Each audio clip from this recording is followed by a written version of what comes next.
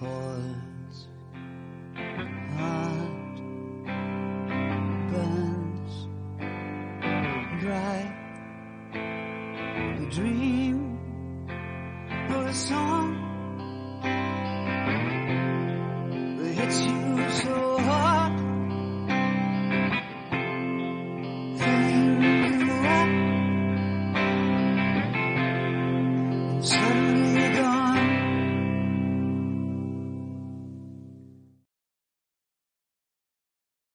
First cat. Welcome everyone to One Shot Revolver. Take two. We're a new RPG troupe consisting of a mixture of Australians and Americans. And the goal is each episode to have different one-shot, different GM, different RPG system. The main goal being that there'll be a different one-shot every episode. We might come back to have a GM return and probably have returning RPG systems because D&D is very popular, of course. And there's only a limited amount of GMs in the world, so I'm sure we'll have returnees. My name is Damien, pronounce a he, him. And before I introduce you to our fabulous players and our wonderful guest GM for this episode, I think it's important to start with an acknowledgement of country. So, on behalf of the Australians in our group, I begin today by acknowledging the Wurundjeri people and the Noongar people, traditional custodians of the lands on which we meet today, and pay my respects to their elders past and present. I'll pass over to Jay shortly to do a land acknowledgement for the Americans in our group. But first I will and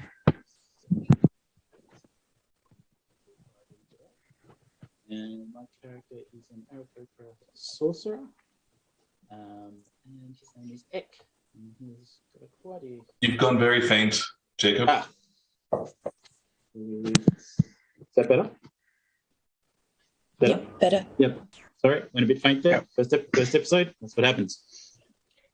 So I'm playing an Aarakocra sorcerer, and his name is Ek, and he's got an interesting background.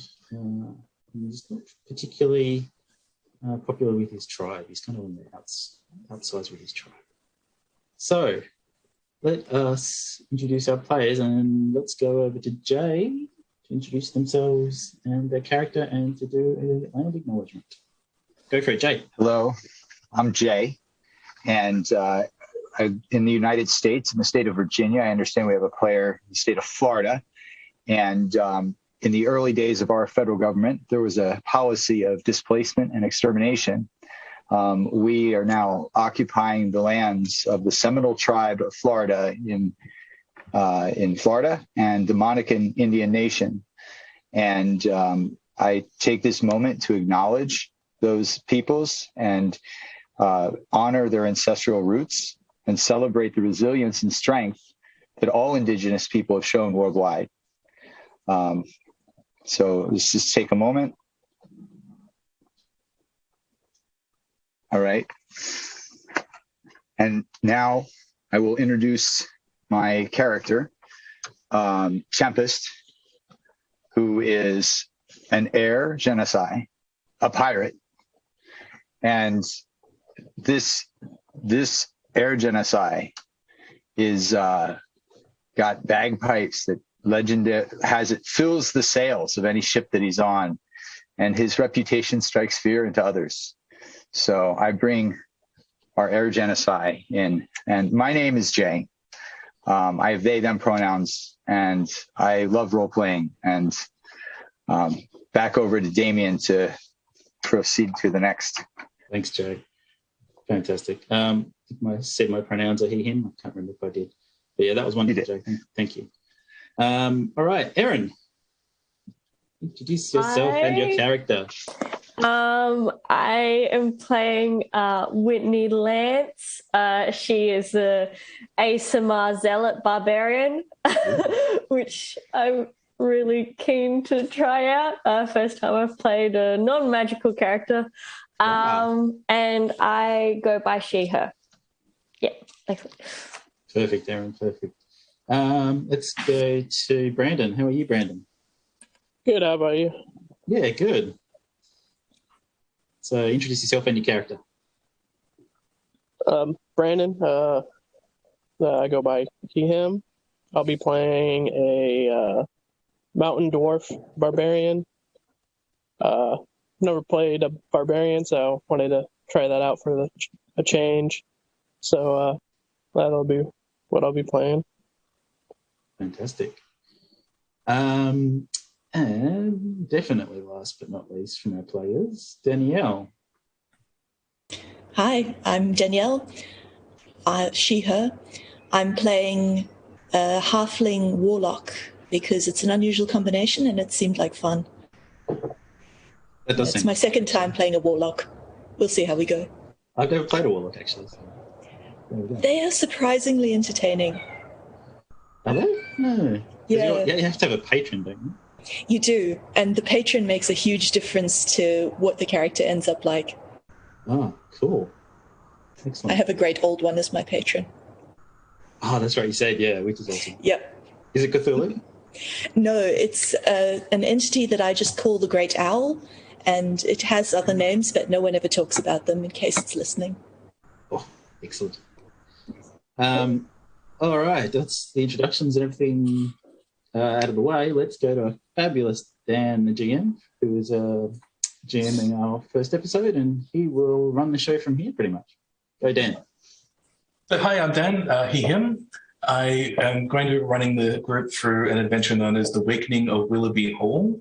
It's a little sandbox adventure that they found themselves in.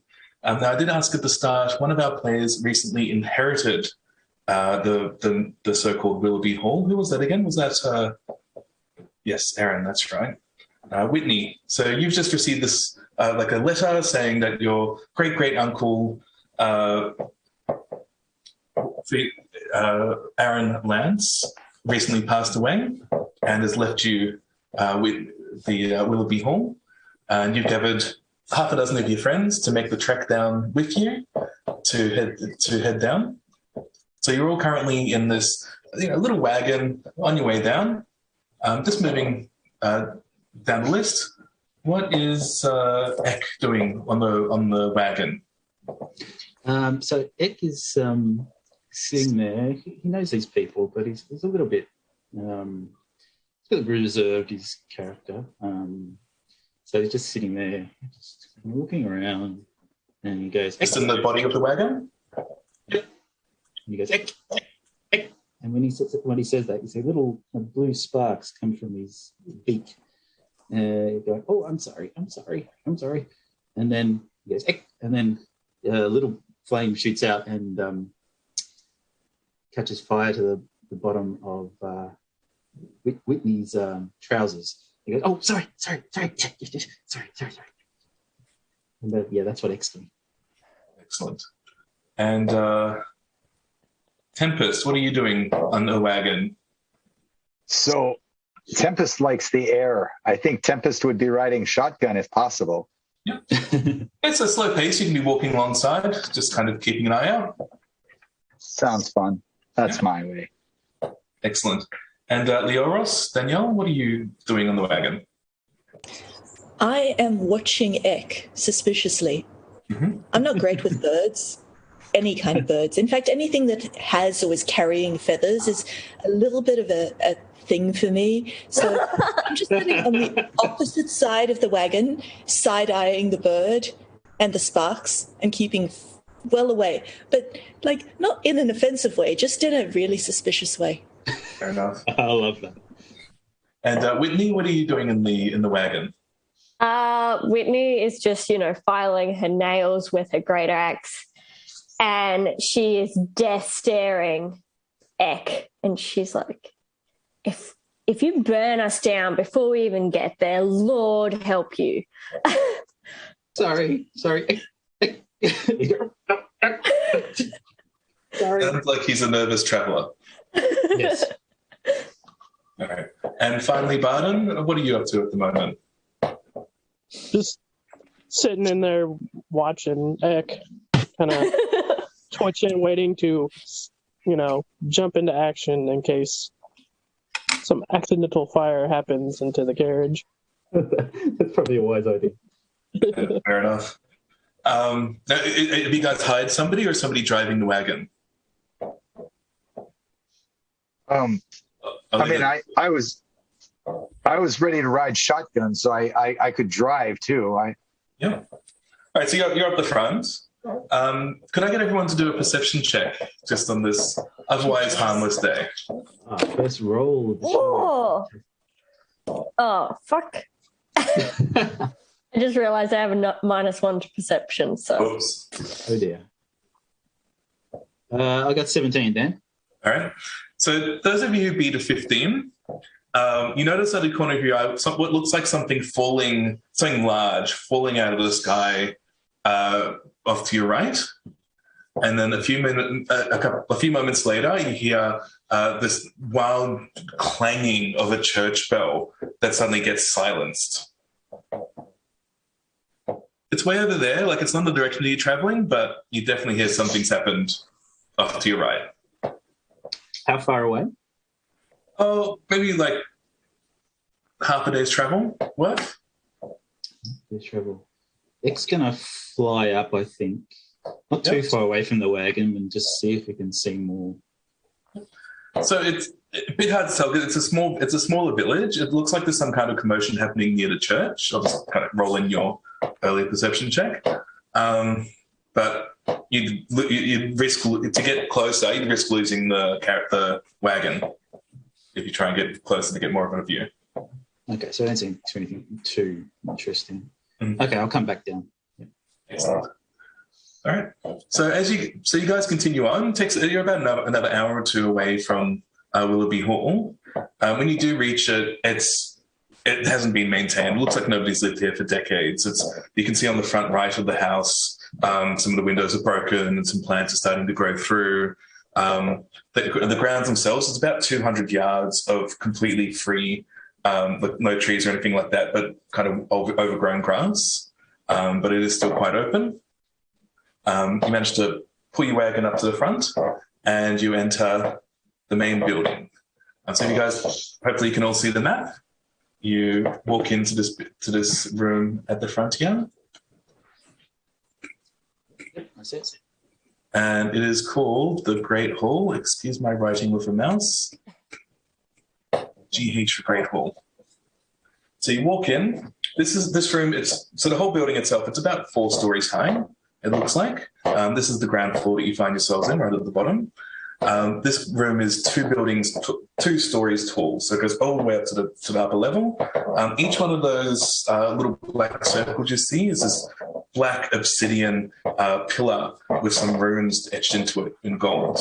When you look up at the roof, 2 stories up, it's got like constellations and stars all painted on it. It looks like this place used to be amazing. And the floor itself is again this kind of shiny blue material on the bottom there. And as you look straight ahead, you can see these steps going up and to the left and right. Kind of, there's like fancy staircases that you see in these kind of manners. Up above you can see this big chandelier. Those of you who might have a pirating background might think, I could hang off that. I could swing off that.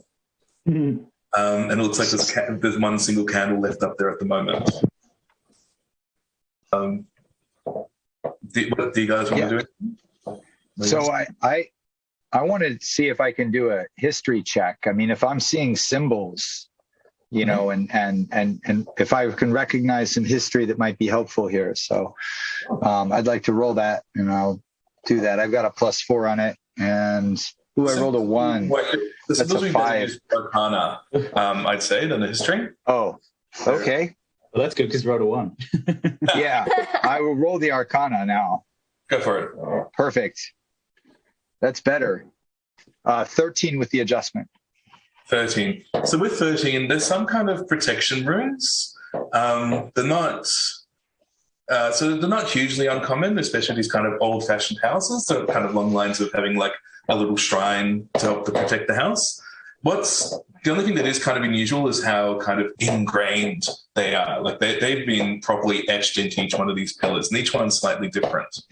So it's almost like they're covering multiple bases, having slightly different ones on each pillar. Did anybody? I want to make a note of the different runes in my notebook because they might be occurring in other places in the house. And this is fascinating. How long has this house been here? Who built it? Like, did your uncle tell you anything about it?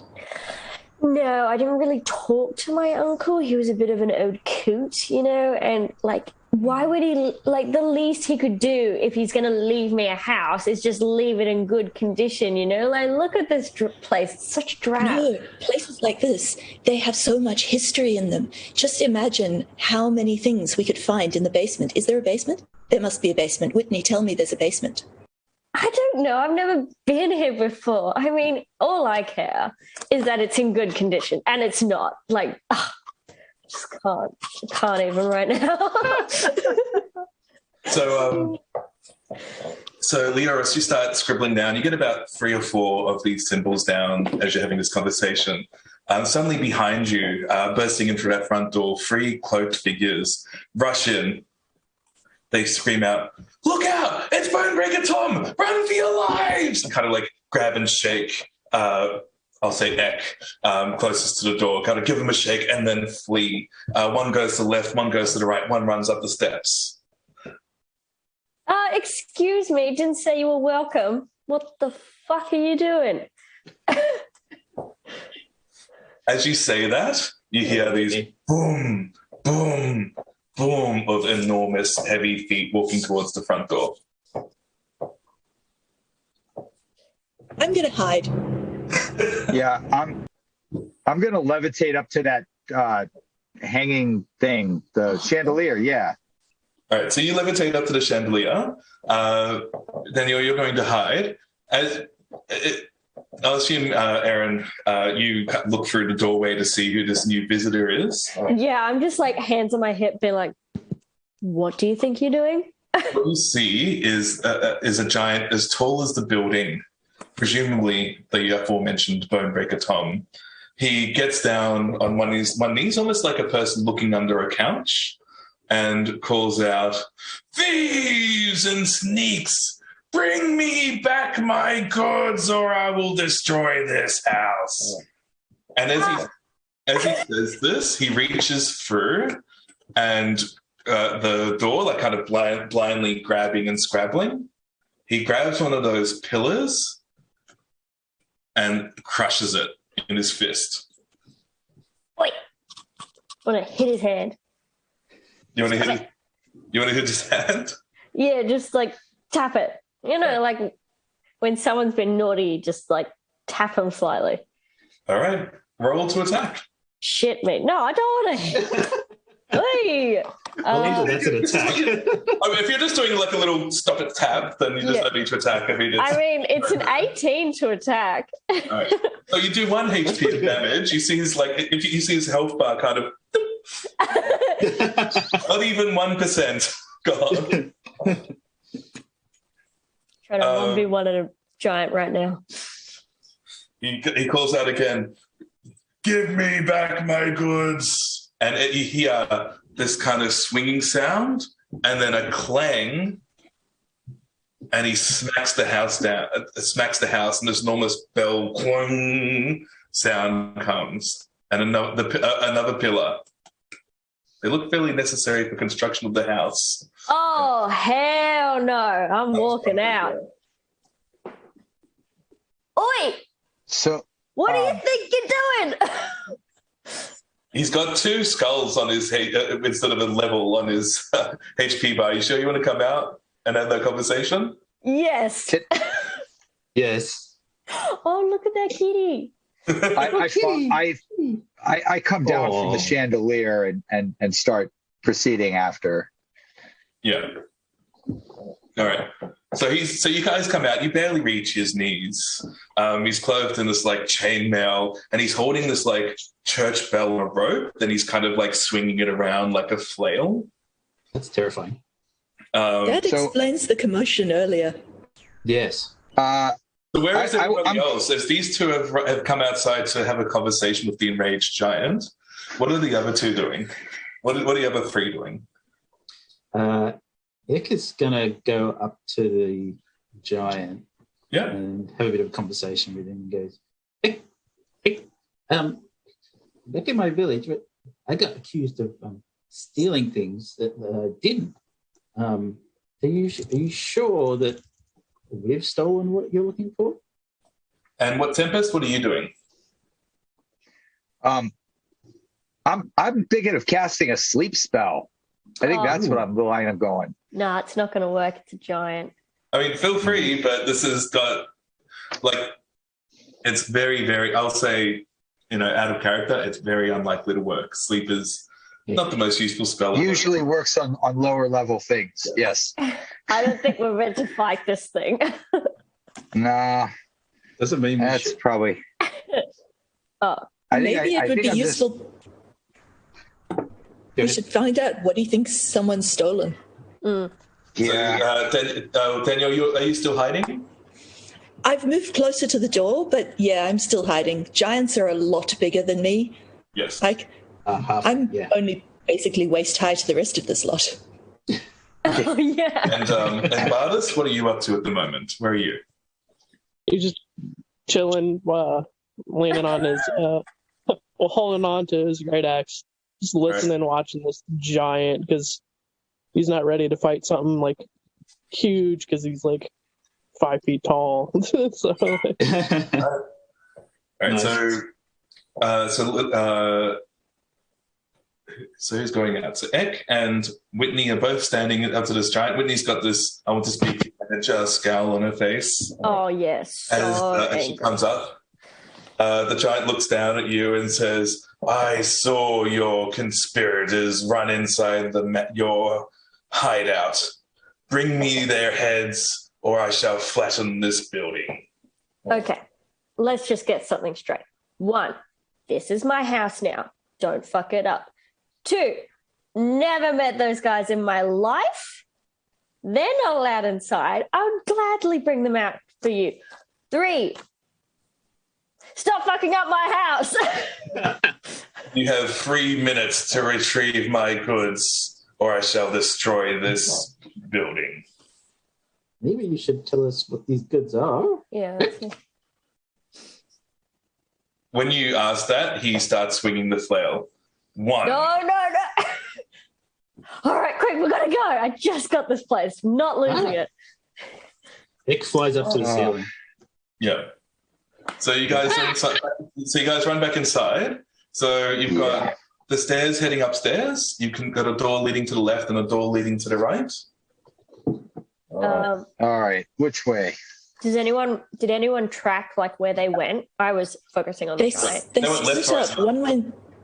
One went straight and one went left, I think. They went like left, right, and up the stairs. So they all went different directions. Yeah. Shit. Well, let's split the party, because that always goes well. First episode, split the party. Yeah. Love what? Left, right, 3 minutes? This is like, all right. I'll go upstairs. Oh. All right. So you guys are heading upstairs? Yeah, I reckon we go upstairs. Upstairs. We'll try to find the guy that's upstairs. All right. I'm going to go with the pirate. He seems sensible-ish. All right, so if you go to the middle area of the map, you see, I've moved the map upstairs, the group one. So you head upstairs, you can see there's hallways leading to the left and to the right. Yep. Ooh. I say left. There are big rooms on the left. All right. Yep. We follow the pirate, because the pirate seems to know what he's doing. So you can see there's 3 doors. So there's one to the left. So you can see there's 3 doors. You don't know what rooms they are. Where do you guys want to go first? Let's check out this first door on the bottom. This one here. Sounds good. Somebody else picked the room. I picked the floor. Yeah, let's go to that room first. All right. Excellent. So this one, you walk into this room, and you can clearly see it's some form of dressing room.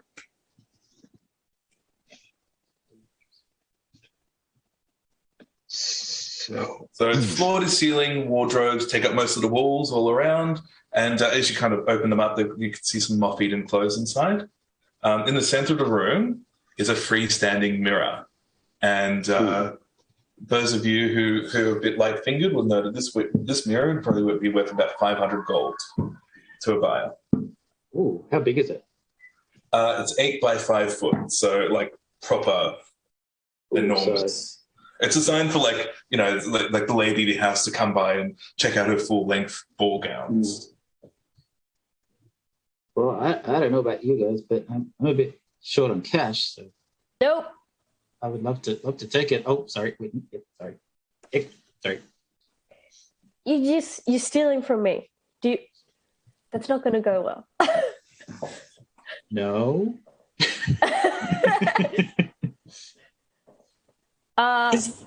Is there anything behind the mirror? Or is it up against the wall? Of the room. So it's kind of like, again, it's kind of designed so that it's just freestanding in the center. So nothing written on the back, no notes. No. Okay. I'm going to have a look in the mirror. You start looking in the mirror? Yeah. So you kind of spend a few minutes in the mirror. I guess you start just Yes, basically. getting yourself in order as you do. But nothing untoward happens for a couple of minutes. Oh, not a couple of minutes. Definitely not. We've only got 3. All right. So you're there for like 30 seconds kind of primping yourself, I'll say. It looks like there's a door on the other side of the room. What's on the other side of that? You guys can go through if you like. I kind of want to check out the walls too before we go, just to see if there aren't any oddities.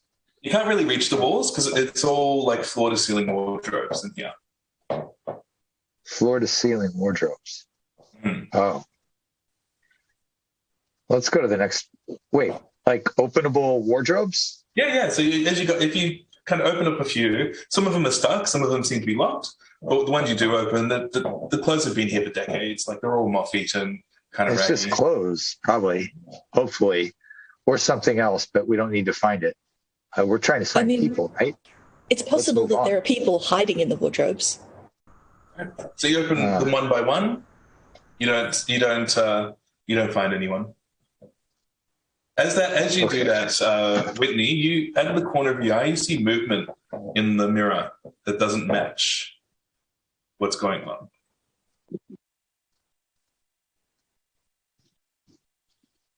And I look at the mirror again and try and figure it out. All right. So as you start like stop and go, hang on, I saw something. You hear in the background Bonebreaker Tom yell out, 2! And as he says that, a bearded man with a neatly trimmed goatee, wearing a very nice suit, steps into the mirror and just starts looking like he's preparing himself for the day.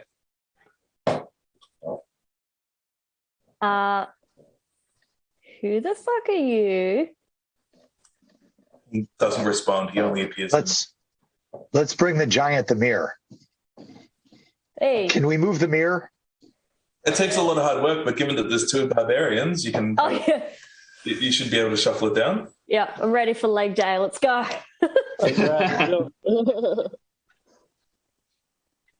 I'll supervise. All right. So you guys pick up this mirror and start dragging it down. There's that kind of. Can I levitate it down? I think I can levitate it. Casting of self. I don't believe you can on objects. Oh, we're not doing friends pivot where we just I'm going to say on the this staircase. is friends pivot as you make down this staircase on the way down. I guess you take it out to show Bonebreaker Tom, who is about to say. He looks down at you, bringing this enormous mirror down, and says, "I care not for trinkets. Bring me what is mine." The guy, by the way, like as you moved the mirror, the reflection, like he stayed. So he's like printing and preparing himself. As you move the mirror, like the mirror loses his reflection. Like he doesn't like stay in the mirror. So, is the giant still visible that I can converse with the giant? He's there. He's not very impressed that you brought him some random mirror instead of his stuff. Well, so I'm going to try to engage the giant, and I guess I'm going to try to use my persuasion to to convince the giant that really we need more time, and that he might have meant 30, not 3 minutes. As you say this, and I do have a silver tongue with my character in the appropriate. So anyway, go ahead. Do I roll? So as you say that, you can roll persuasion. All right, we're gonna hope for a good roll here.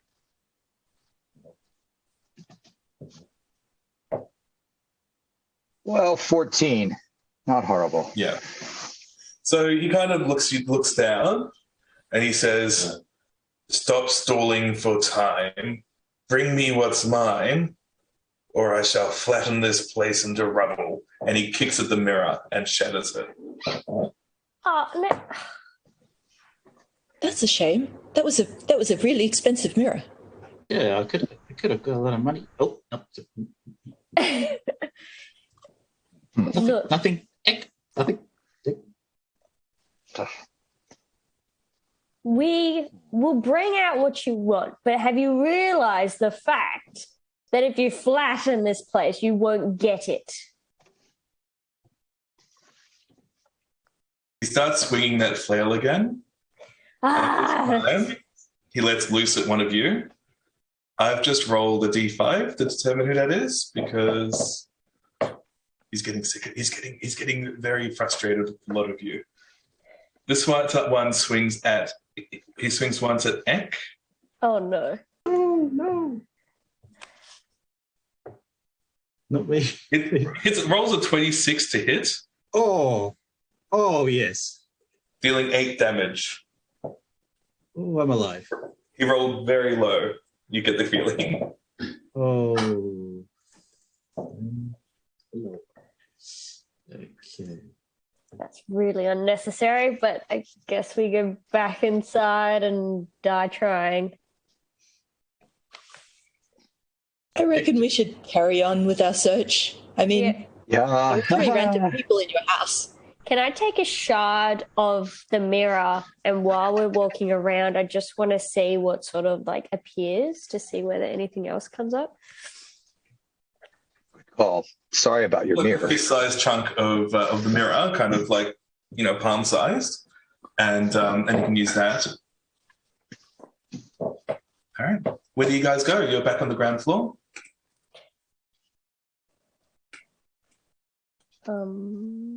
Shall we finish upstairs? Yeah, let's go upstairs and try the second room on the left, I think. So you guys head back up to that dressing room. As you do, Whitney, you grab that mirror and you're kind of looking through it to see if you can find this bearded gentleman. And you don't see him in the dressing room. We move on to the next room, which is the bedroom. That is a very poor B.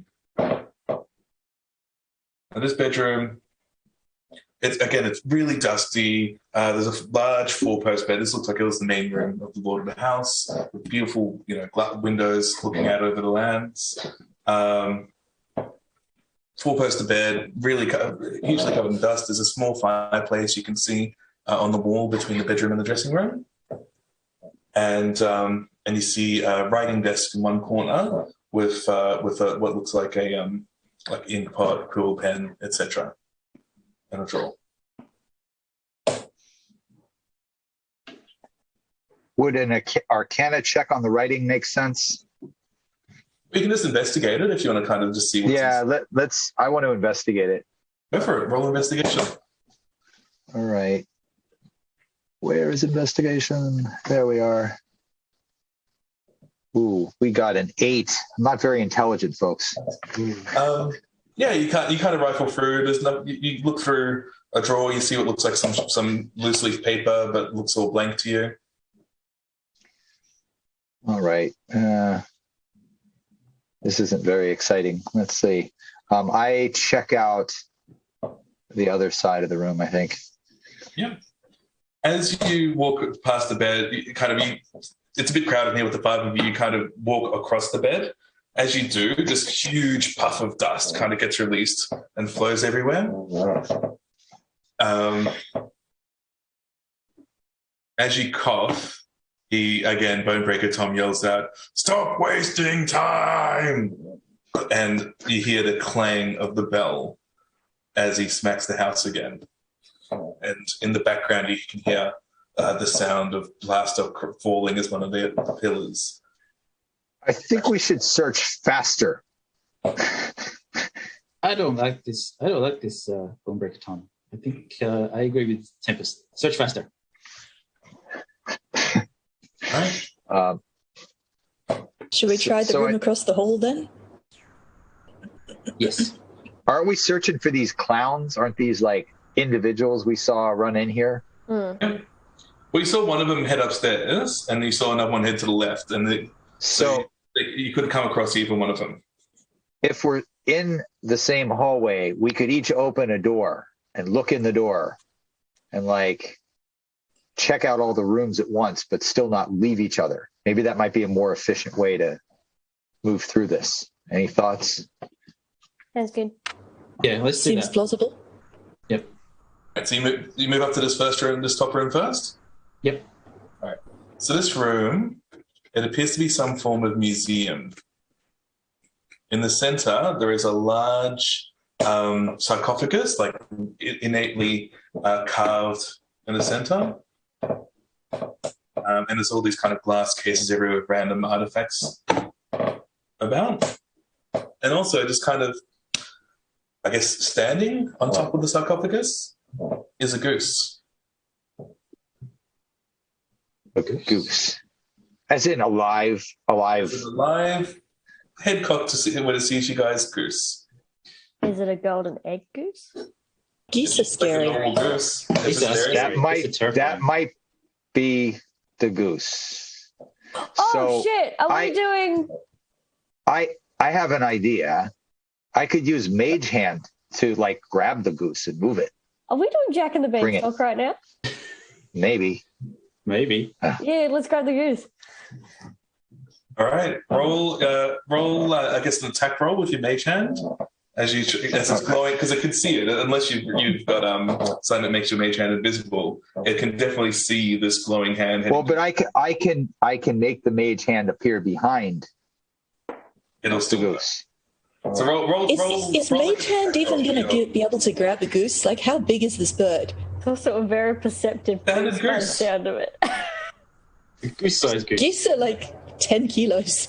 Yeah. Oh, if it's 10 kilos, my chair can't do it. Like you can like hold it. You won't be able to lift it in place. He'd be able to like hold it down so somebody else can then come up and scoop it. But you need to like roll to do. Yeah. Yeah, Okay. Yeah. Let's try Roll a that. spell attack. So spell attack. So I gotta. Oh, I don't have. I have. I have the spell, right? I can cast. Where's the Mage Hand for? It's an at will, and I don't have it listed on my actions for attack. So should I just roll a d20 for roll a hit? d20, add your spellcasting bonus and your proficiency modifier. So you're casting one of your attack cantrips. Yeah. I got a 16, it appears. And then adding, where's my spell casting? I don't know where it sits on this thing. It's in charisma +2, right? Yep. So, you rolled 18. That's enough. So your mage hand kind of poofs behind it, it reaches up and then grabs onto its wings and kind of pins its wings against its body.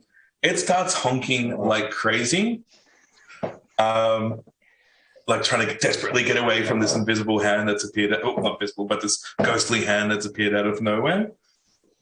It flies in the room and tries to calm the goose, saying, Brethren, it's okay. Well, before that could happen, though, so a couple of things happen all at once. First one, Bonebreaker Tom calls out, "What are you doing to my Mildred?" and bashes the house again. Wait. Yeah. As that happens, Those of you who are looking at the amount of pillars will notice that a third of them are gone. The sarcophagus lid flies up and off. Oh no. Flies up and off, and this death knight, this armored skeleton, starts rising up with a. Who's your uncle? Well, I knew he was an old kook, but I didn't think you'd take it this far. What do you want to do? Let's grab Mildred and run to the frickin' giant. Yeah. Eldritch Blast at the skeleton. Oh, yeah, right. We should probably do that. I think one of us should take the goose to the giant. Yeah. And I the rest should think we- fight, maybe. Oh, why engage this thing? Let's just, I mean, it might follow us everywhere, but, we can engage it whenever it engages, right? Or do you think it's going to... It's right next to the goose. Like the goose was right on top of it. This wasn't a rational decision. This was there's a armored skeleton coming out of a box. Right. Yeah. All right, like this a gives me a cockroach. better idea, I think. So I want to start approaching the goose and this thing, and I cast Warding Wind. All right. So remind me again, what does Warding Wind do? Warding Wind makes the terrain difficult for individuals within 10 feet.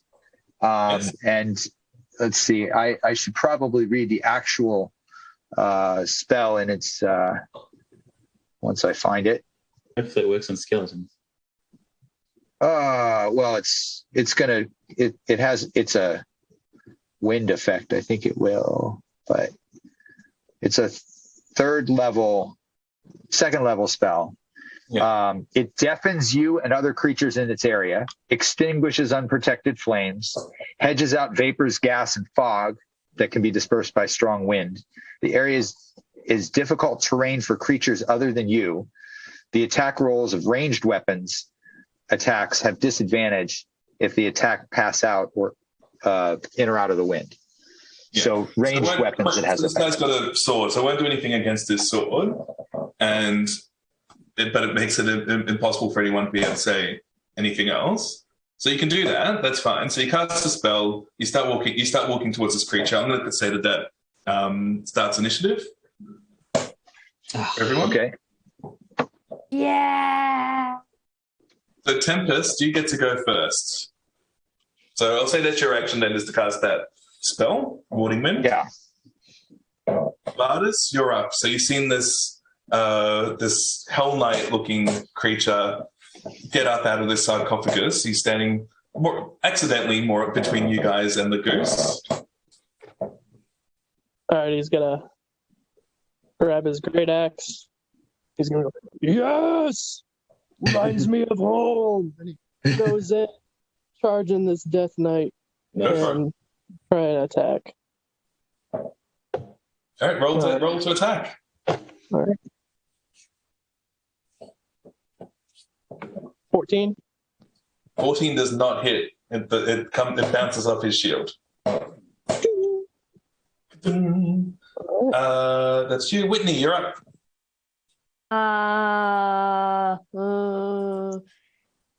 Okay, I would like to rage, and then I will go and attack it. In the French fashion, yes? In the French Yes. fashion, with the French accent. Y'all know I shove at Tajay. Okay. Oh, fuck me. Sorry, cat. Cat attack. Roll for damage. Yeah, psychic damage. 19 to hit. 19 hits, roll your damage. Okay, cool. Crappos. 7. Do I get to add rage damage? You add rage A damage, yep, so that'll be 9. Oh, yeah, amazing. And that's my turn. Yep, cool. Up next is Leoris, you're up. Yep, still going with the Eldritch Blast. Okay, roll to hit. That is 18. 18 misses. Oh, no, sorry, 18 hits. Sorry, you're right. Yes. Roll to hit. Roll your damage. Cool. So, 1d10 for Eldritch Blast.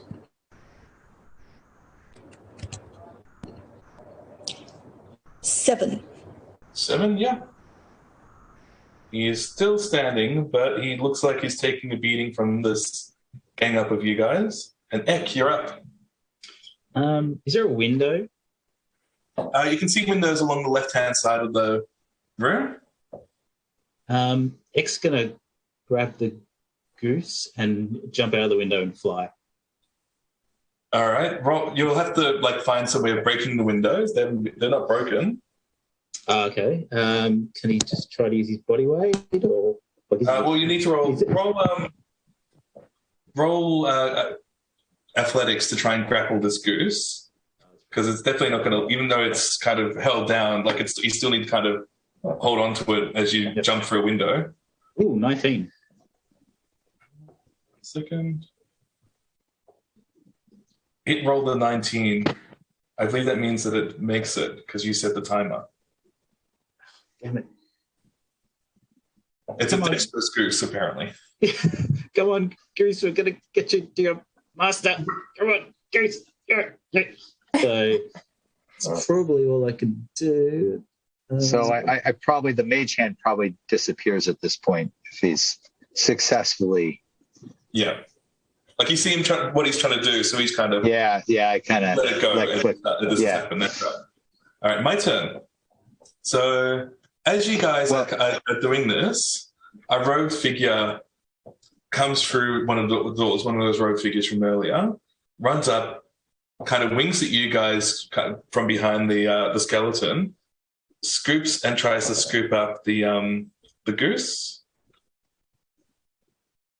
If he leaves my range, I'm going to take an attack of opportunity.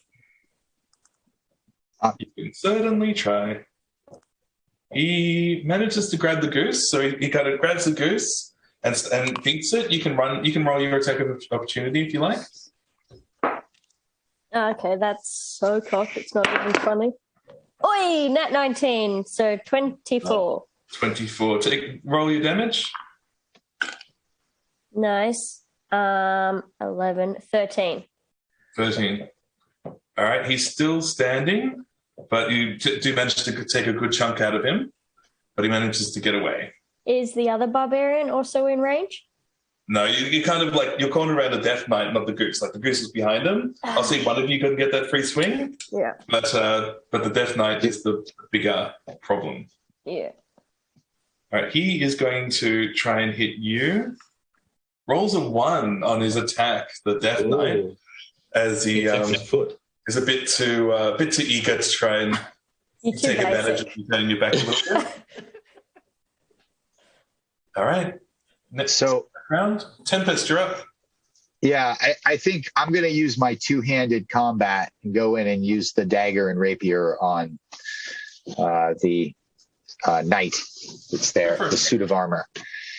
So first, let's see, I got to roll to hit, right? That's right. Main hand weapon first, your rapier.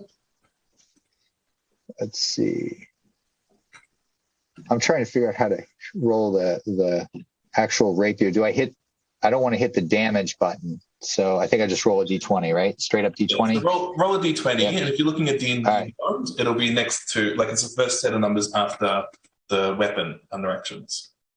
So 12, and then hit DC is +5 on the dagger and +5 on the rapier. Yes, so 12 plus 5, 17. So you managed to hit him. Roll your damage. Okay. So for the rapier, I rolled a 9 total, 6 + 3. Yeah. Piercing. And then both your offhand for your dagger. Rolling a 20 for the dagger. Yeah. 15 plus the 5 hits probably. Yeah. And we've got D4 + 3 coming, and we get 5 total on that, 2 + 3. Mm-hmm. You managed to finish him off. So you kind of stab twice at the skeleton, this Death Knight. As you do that, he kind of drags himself further onto your rapier and whispers to you, "This changes nothing. I'll return," and then crumbles to dust. Okay. I sheath my rapiers and go off in the direction of that goose. All right. So you guys leave the museum, start heading up north towards this rear room. Is that right? I kind of look behind me. What do you think? I mean, where's this goose? Are we going after the goose? Go? Yep. So we're following. What was it? Down out the door or down? So this guy came in and out through this back door that you guys didn't come out. Okay. Can we see a loose feather that may have fallen off in the? Well, so when you walk into this room, you see some form of gallery. On that north side, you can see it's all windows. It's these weird kind of hexagonal windows letting in the sunlight, open out up onto the back. But on the south wall, you see all these enormous portraits. There's half a dozen of them. Each one's different. One of them has so the one closest to you guys is a seated woman. The next one's a landscape. There's a couple of landscapes. There's one that's a city on fire, and another one of an old man sitting at a desk. As you guys kind of walk in and walk past any of these pictures that have got some kind of fire or flame, it's giving off light and heat. Do any of the portraits match the guy from the mirror? No.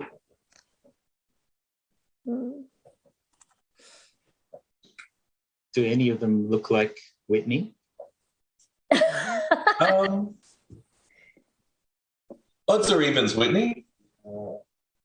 Evens. Yes. The one closest to you guys, of this portrait-seated woman, bears a striking resemblance. Might be some great-great-great-grandma. I try and touch it, like touch any of the warm ones to see like portal dimension sort of thing. I don't know. So you got to the one that looks like you. It's a portrait of a seated woman in a voluminous white dress. She's just kind of got this little candle next to her. If you touch not near the candle, like another part, it just feels like a normal portrait. But as you kind of drag your hand over the candle that's lit, it's giving off light as though it's a real candle. All right. This place is weird, but I don't see the goose. What was your uncle into, Whitney? Probably a kinky bitch like the rest of us.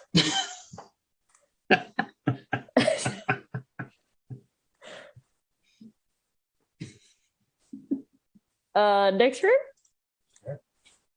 Yeah, next room. Follow that goose. Follow that goose. So if you guys want to kind of try and track it, you can roll either survival to kind of track the goose, or investigation to kind of work out, which, because you've got a door like onto the balcony, off to the left, off to the right.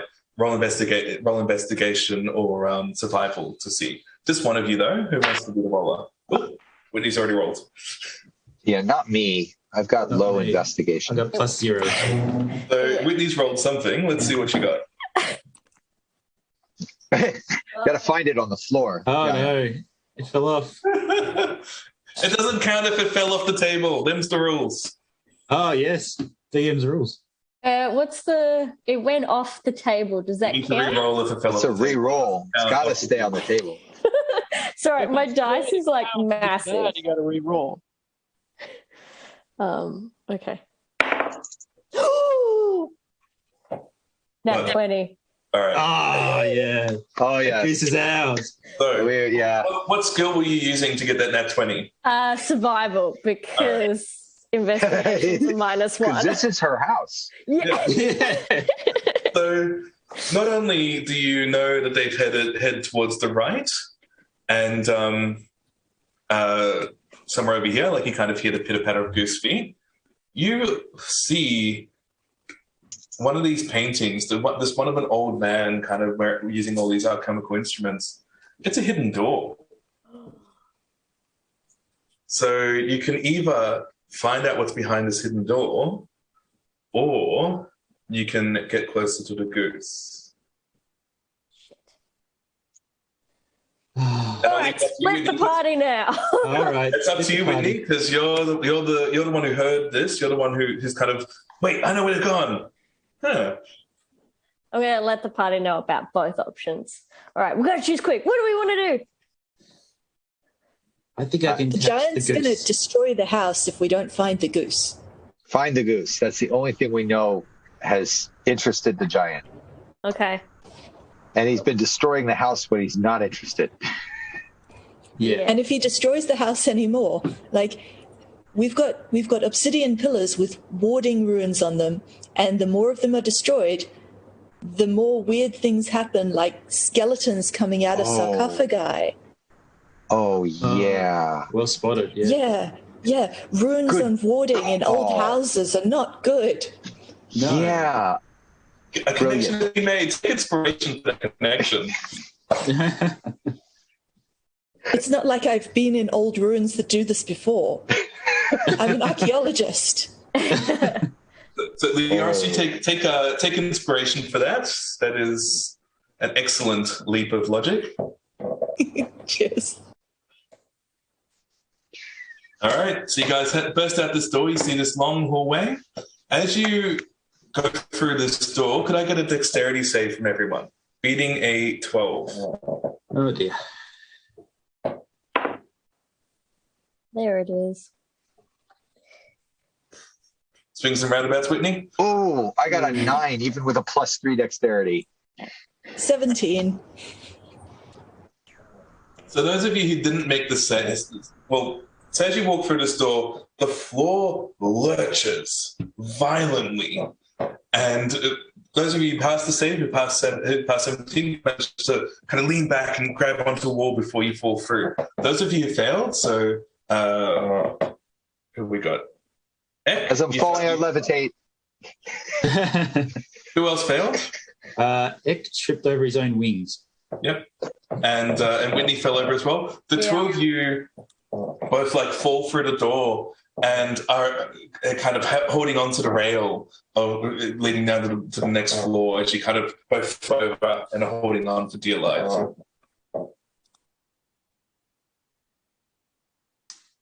I can fly. Let's have a problem for some. Yeah, and I levitate over to help the Erin's Oh, character. I have advantage. Oh, no. Wait, hang on. Okay, you have advantage on dexterity saving throw against effects that you can see. Yes. So we'll allow for that. Oh, nice thing. And I crit it again. I love this dice. Oh, beautiful. All right. So for one quick moment, it looks like Ek has fallen over this railing, and then he's kind of just floating up, going, "Well, that was pointless." Yeah. A useless moment of tension in this game. All right. As we gather, you see this hallway leading down. You see 3 very basic doors leading down the hallway, and one much larger one at the end, as well as the hallway coming off to the left. What do you guys want to do? So this sounds like where we should do that plan with the hallway and multiple people opening multiple doors whilst not losing sight of one another. Yeah, good idea. Yeah, that was a good plan from Tempest. Let's do that. All right, so you guys each grab a door. Who's opening the first door, the top one? I I'll will. do one. Oh. So hands up. Who's opening the first one? Let Bardus No one do it. Let Bardus do it. Just Okay, get- now I'll do it. All right. All right. Tempest, you open the first door. Who's Tempest. opening the next door? Second door. Second door. All right. And who's opening the third door? The Whitney. All right. And who's opening the last one? I'll open it. All right. And so X just kind of just looking down the hallway, I guess. Yeah, I'll be like a spotter. I'll be like in the middle, just keeping an eye on everyone. Okay, so don't stray too far, buddy. Don't stray too far. All right. So Jay, you walk up to the first room. You swing open the door, ready to take on anything. And inside you see cramped servants' quarters, which is kind of 2 really basic beds and a little bedside table. I assume, just to save you the search, you kind of go up to the bedside table. You find 30 gold and then this old ratty brown cloak. Ooh. Nice. I Of say, course, you do it. Hey, coin. Oh, well.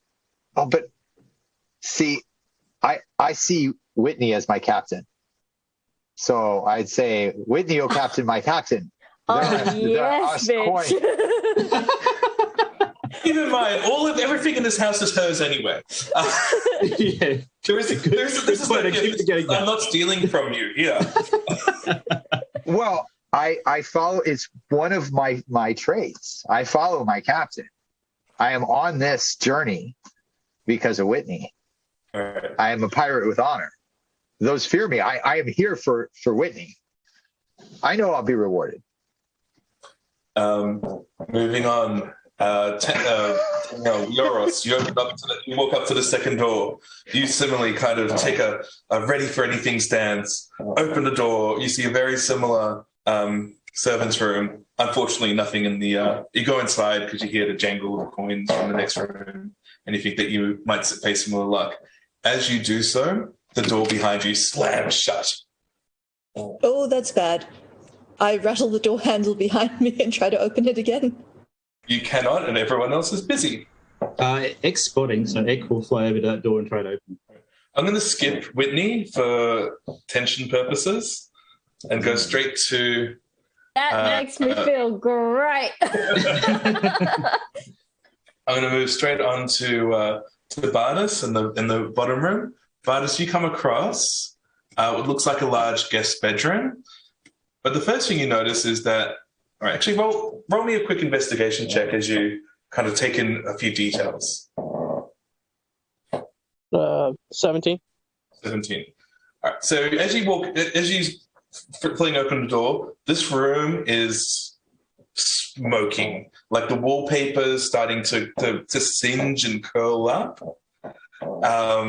But one thing you do notice is the bed is like on a weird angle. It's lifted up on one corner as though there's something underneath it. Guess I'll try to walk towards it and see what's underneath. Yeah, it's like ridiculously hot in here. Like, you know, there's kind of like almost like a dry heat sauna type scenario.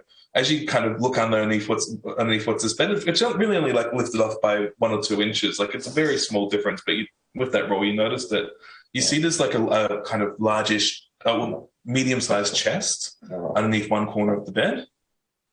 Given that you're a barbarian, you can kind of yank it out and get out of there, or you can... Yeah, I'll yank it out and walk back to the hallway. All right. As you're doing that, Whitney, you fling open the door. You see the standard servants' quarters, but instead of finding either a slamming door or 30 gold, you find 2 of the cloaked figures. Not the ones that took the goose. Both of them are female. One of them's kind of got a staff, and there's a halfling kind of looking up at you from that height. And the other one, it looks to be kind of a bit shifty looking and is trying to hide behind the first one. All right. Just give me what you stole and I'll let you live. Simple. Well, just to see how well the Karen voice works on them, could you roll me? Yes, it's a Karen. I love it. Not exactly what I had in mind, but yeah, sure, that works. Can we hear this? Can we hear this? The other party members, because I would be approaching now. So this is like at the same time as the rest of you doing the things in your room. Yeah. So you're just finding the sack of gold, and you start doing this. Danielle can hear this, but he's like rattling on the door to let me out. And Bardus is just reaching under the bed for this missing chest. Really, the only one who can respond is Ek, because he's just kind of nothing happening down that hallway. Yeah, and I would probably be heading to the door that's holding the person who's saying "let me out."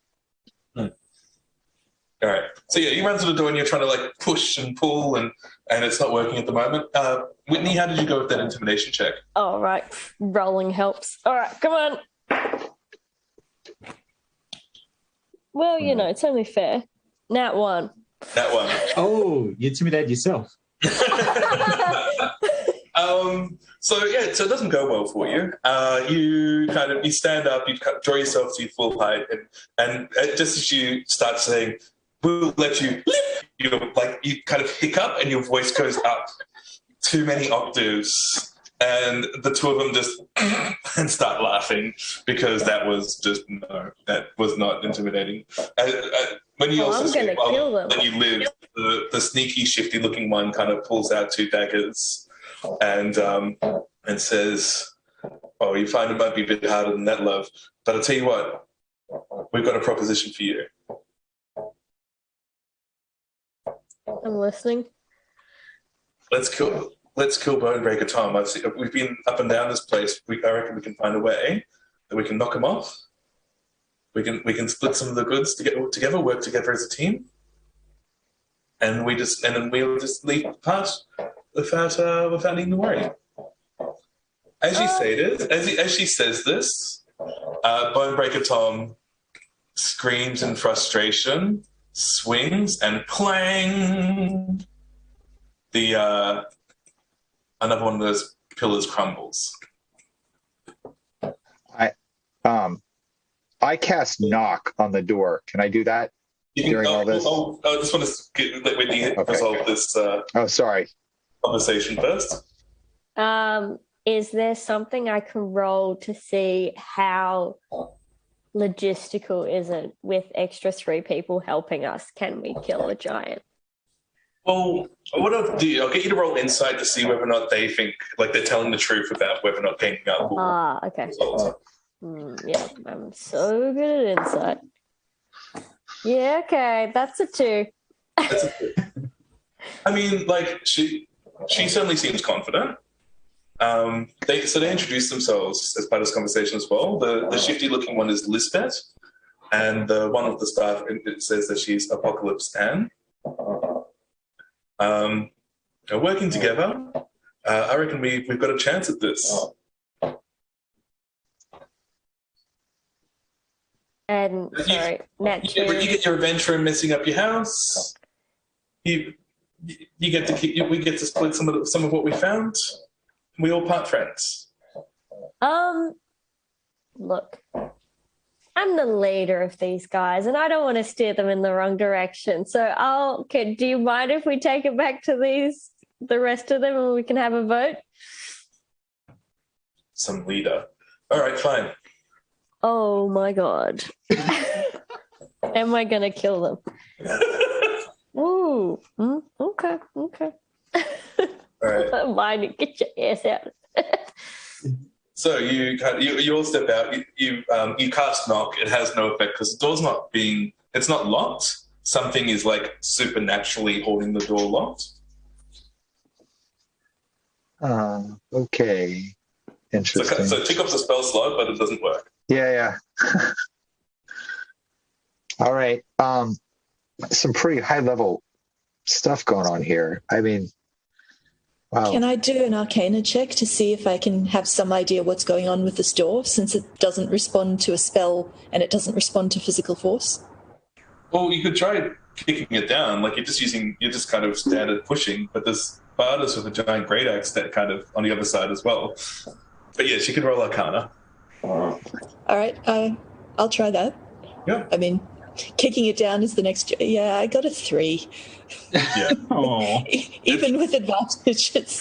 This whole, as you kind of open yourself up to the arcane energy to kind of see what's going on, this whole house feels low-level magic. There's quite a bit of magic going on. Yeah, that's not a surprise at this point. No. All right, somebody bigger than me on the other side, maybe try to break this down. I might get out of the way of the door. I mean, I look big, but I'm not really that strong. But I can take I don't know. I hesitate to take a real swing at the door. Strength 12. I'll take a regular swing at the door. Just right. really pound out. Hang on, you got a rapier right. though. A rapier's not going to do anything against the door. No, I was going to use an unarmed strike. Oh, that's not going to do anything either. Pushing and pulling isn't. Well, then I don't have a real way. I mean, I can't use a dagger or a rapier. I mean, a axe or something might work. So I just say we'll try to get you out, and then I head over to look for help. So I don't know who I come across next, but I would have probably just turned around and started heading to other doors to see where other people are. All right. So you guys regather. Is somebody going to try and knock this door down? Or are you going to leave your poor companion locked in there? I'm gonna. Can I try and kind of like tear it apart with my talons? So as you kind of and start and charge forward to kind of slash at the door, it cracks open a little bit, and you kind of barge into the room with Danielle. The door stays open, and you're both able to leave.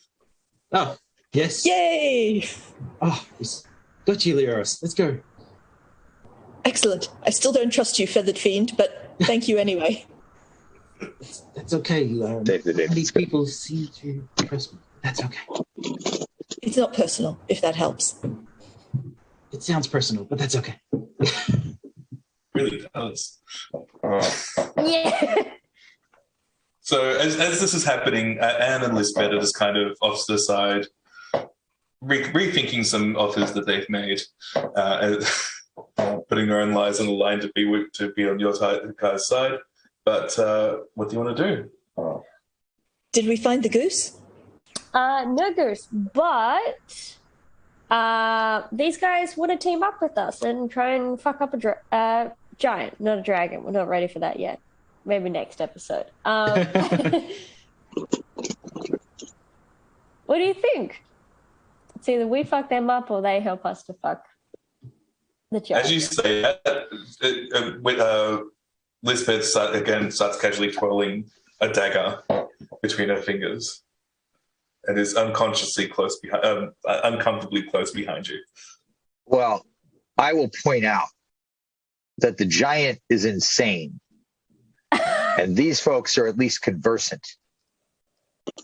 Can I suggest that we find the goose and we all go outside so the giant stops breaking the house, which is letting, uncanny horrors in from the mirror dimension where that old guy was.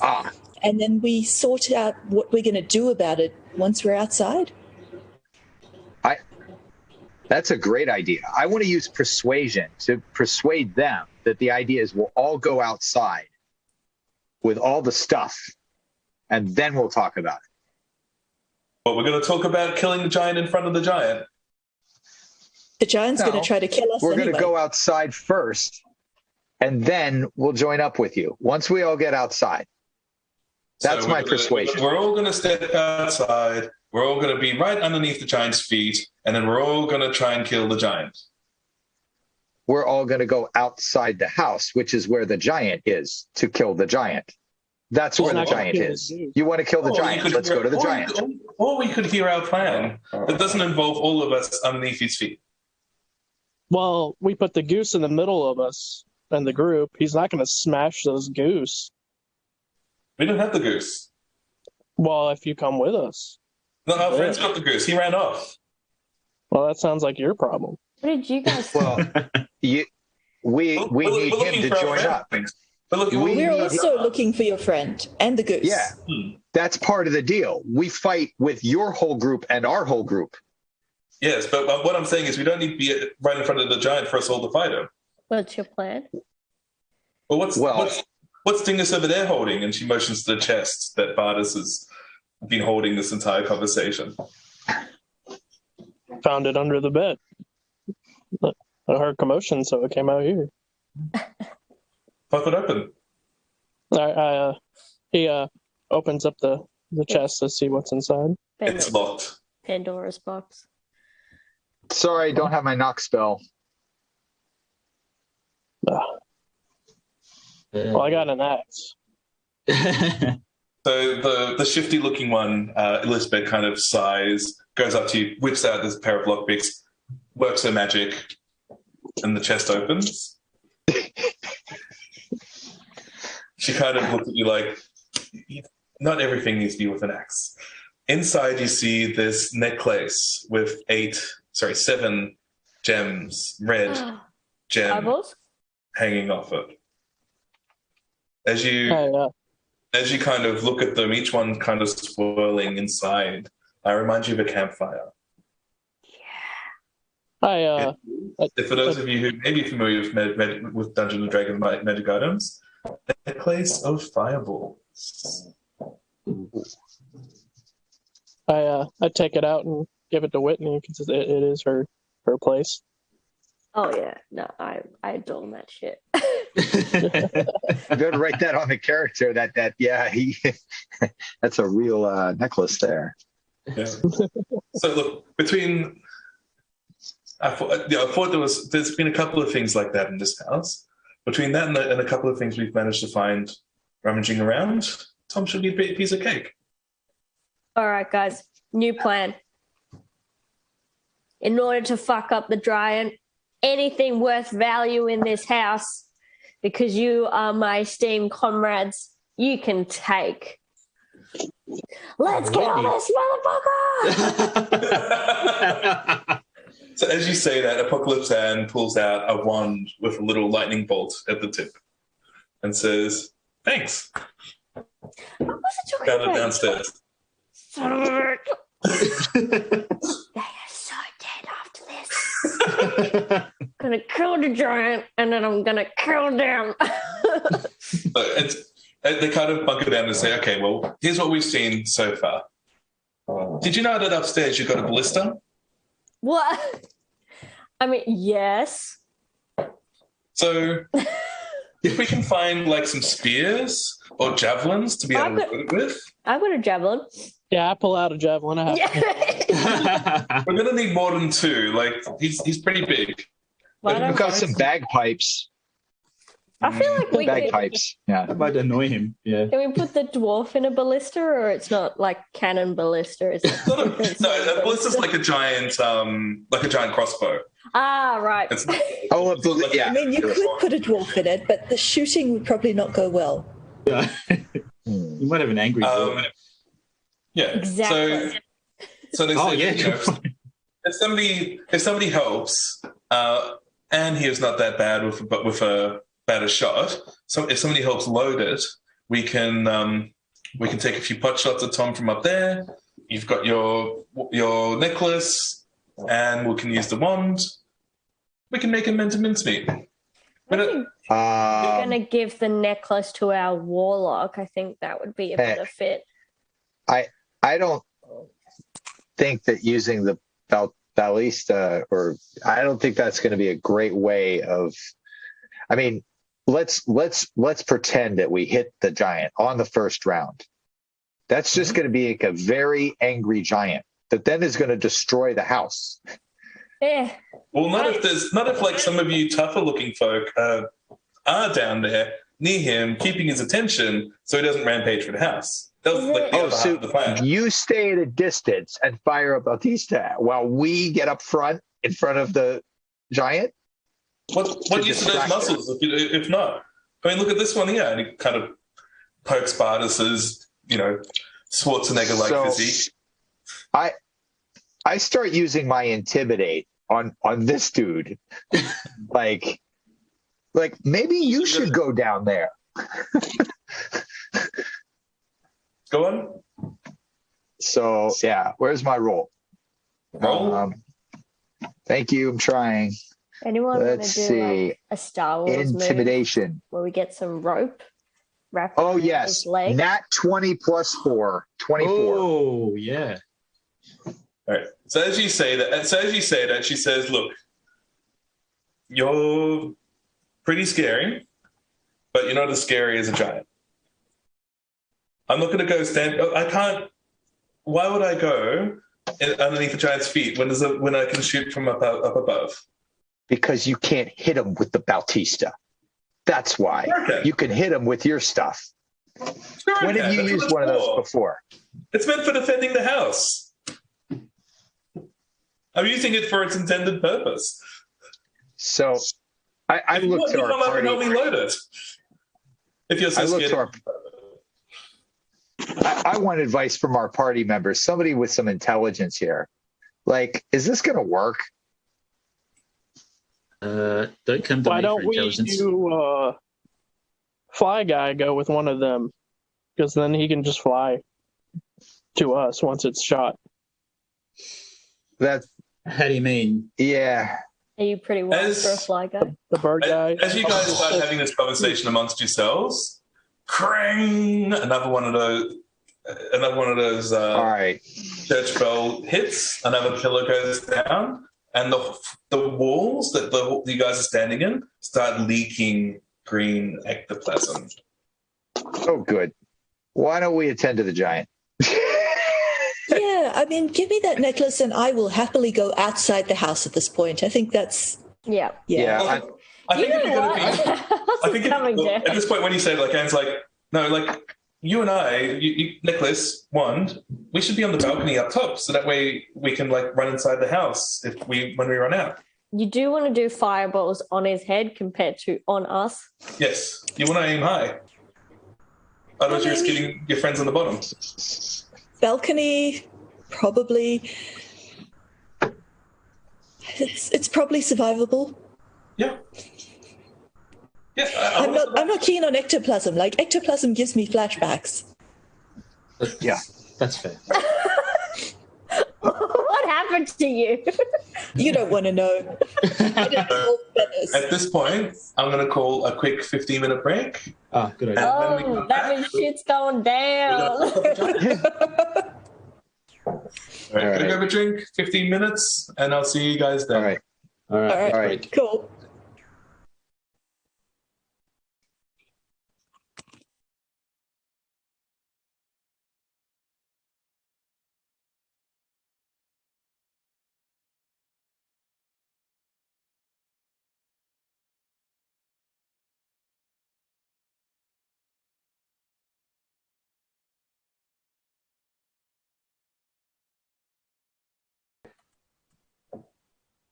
We are back.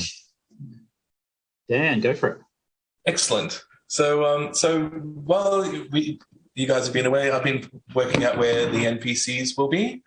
So going onto the map, what the suggestion has been is that anybody who's in melee kind of go out the front door and try and hold Tom's attention there. In the meantime, Anne, with the wand and any kind of ranged people, go be on the balcony on the second story and kind of try and rain down fire upon him. And then up on the top, Anne and anyone else can come and assist to reload the ballista. We'll be firing down. Now, both Whitney and somebody else mentioned that they've got javelins. How many have you got? Ooh. I have Is it 4. like a couple each? Ooh, 4. Yeah, I have 4. Yeah. Yep, 4-2. All right, so you kind of hand over 8, and they're kind of like struggling to hold them. And is anybody going to come up and help reload, or are you guys kind of going to leave her to it? X going to be with the giant, and he's going to try and like fly around his head, trying to be like an annoying little wasp and trying to distract him. You may get fireballed if you're flying around his head. Yeah, that's what I'm trying. Not too close to his head. All right. Just enough to be a distraction. Okay. Yeah, so she's just going to be on her own then? What about her other friend? So her friend's going to... So Anne's going to be on this... So if you have a look on the map... I've put them down at least. So you've got Bonebreaker Tom. He's the giant skull right near the front door. So that's kind of where that engagement will happen. On the second story, the next map up, you can see the little lying-looking mask out on the balcony there. So that's where Apocalypse Anne is kind of going to be sitting there initially with the wand, and then when that runs out, she's going to be popping her spells off from there. She suggests anybody with any kind of ranged ability help her on that balcony. So that way... I have ranged ability, and I can get down there in a hurry if somebody gets in trouble. Yeah. Because I have casting abilities, and then I've got piercing weapons to get in close and I can levitate. So Yeah. I'm going to stay up, I think, and help load the Bautista and provide support as I can and hopefully get anybody out of trouble. So, and then Apocalypse Anne is going to be up on the turret. So if you go right up to the top of the map, you'll see there's a little dagger there. So Apocalypse Anne is saying that that's where the ballista is. She needs to either, she can, fire and then hop off and reload, but obviously it'll be a lot easier if somebody's there to help her out, but not required. She'll be able to do it by herself if she has to. So what I get you guys to do is if you could each grab a little token for yourselves that's available and put yourselves where you want to be. Is the party good with the idea of me being up for support? I missed that if we talked about it. Sorry. Yeah, that's good. Yeah, that's okay.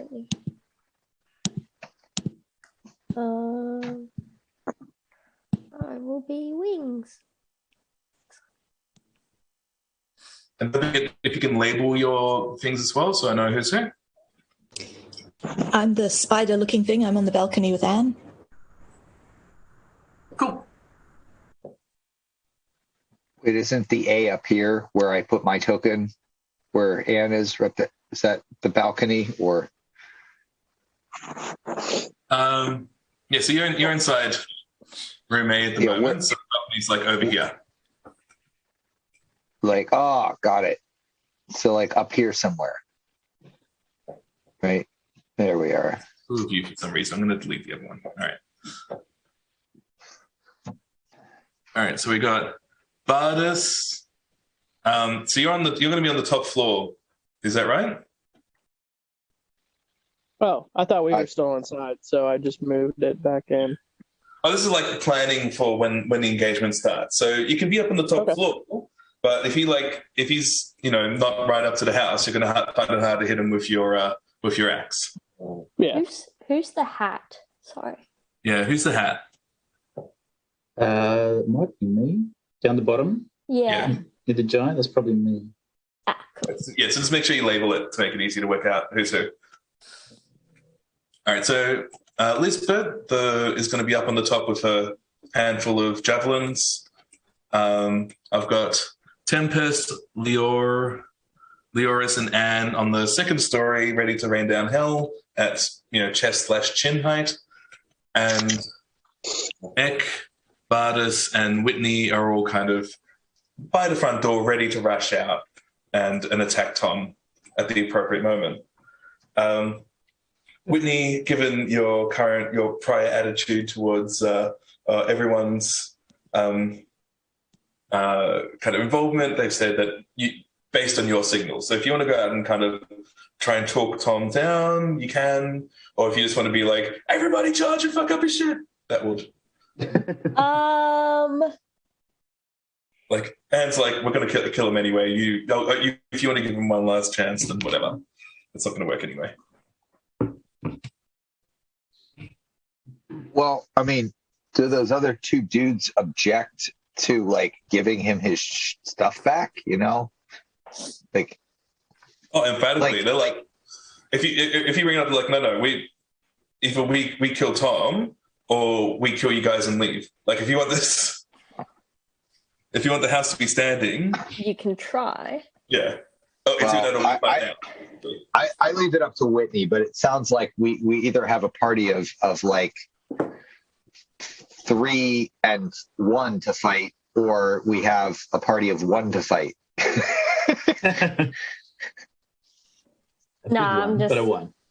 I just think everyone should charge all at once. We're a team. Let's do this. All right. Okay. That's barbarian thinking for you. Let's do it. Okay, so the plan is just not even attempt at parlay. Just let's go out there and win this thing. Yeah. Yep. Cool. Seems fair. No compromise. No compromise. Hopefully. All right. Yeah.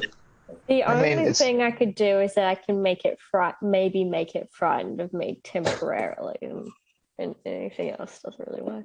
You can certainly try. Yeah, exactly. It's a very low DC. I don't think so. All right.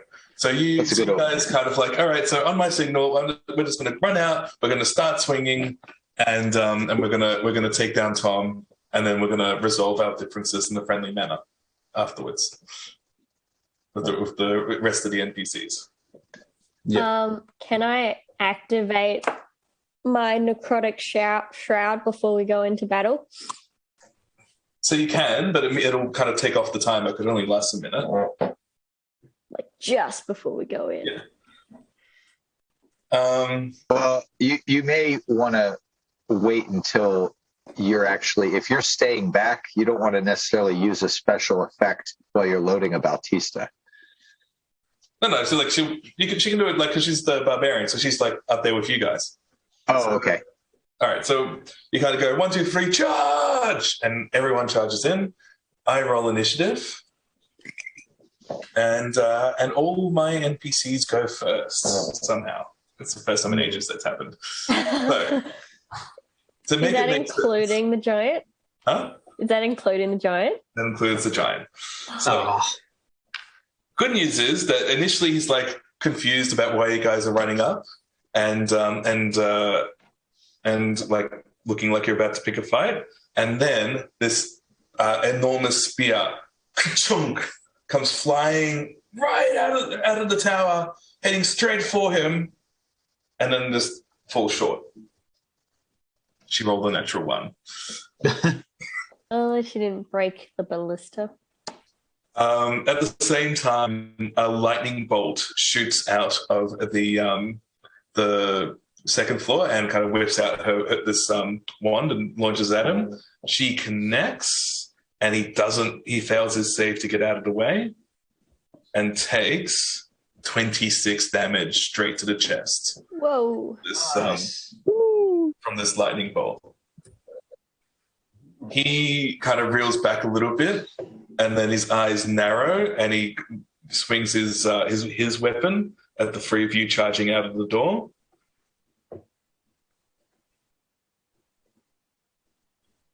Bhardus, he rolls a 15 to hit you. Does that connect? I'm pretty sure it does. Yep, just barely. So, and then Eki hits you with the backswing.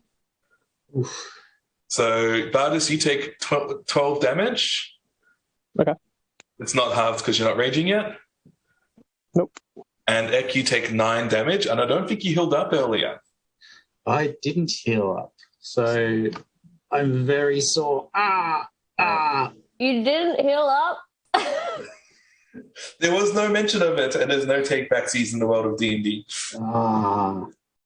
Yep. But the good news is now Tempest's turn. How much Right. XP you got? So how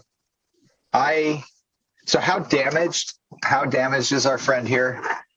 He looks I'm looking very, very damaged. Okay. Help. All right. I think I'm going to be casting Healing Word. Oh. And I'm not gonna continue to charge in. I'm gonna stay back just a little bit so that I'm out of reach, preferably because I'm casting. So with Healing Word, it only takes a bonus action. So roll your healing for Healing Word. That's a D4 plus your Charisma bonus. Okay.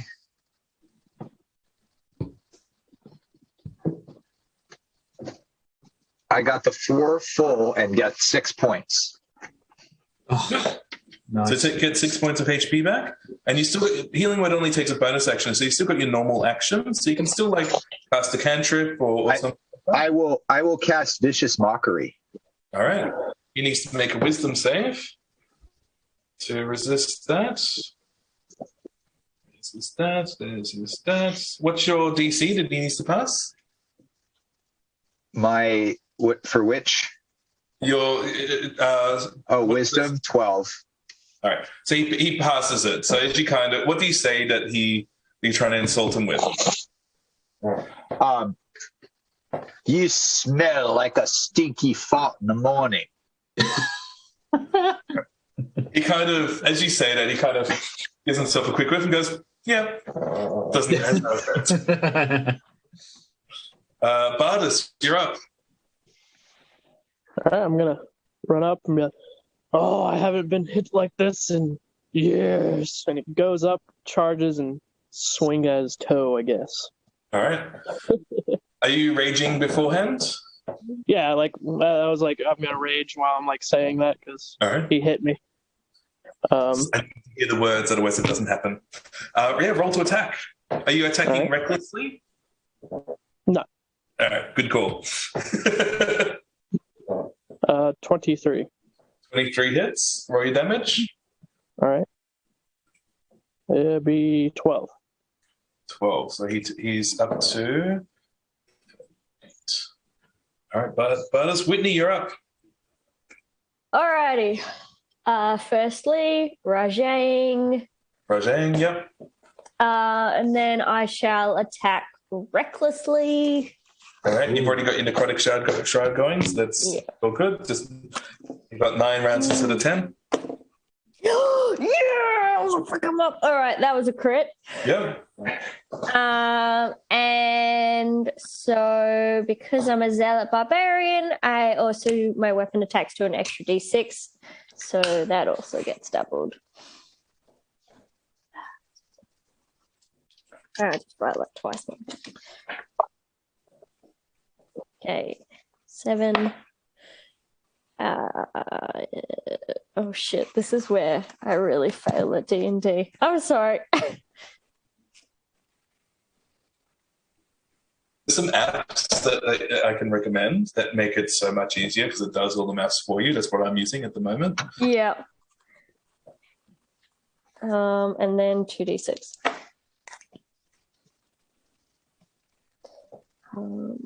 Plus 1.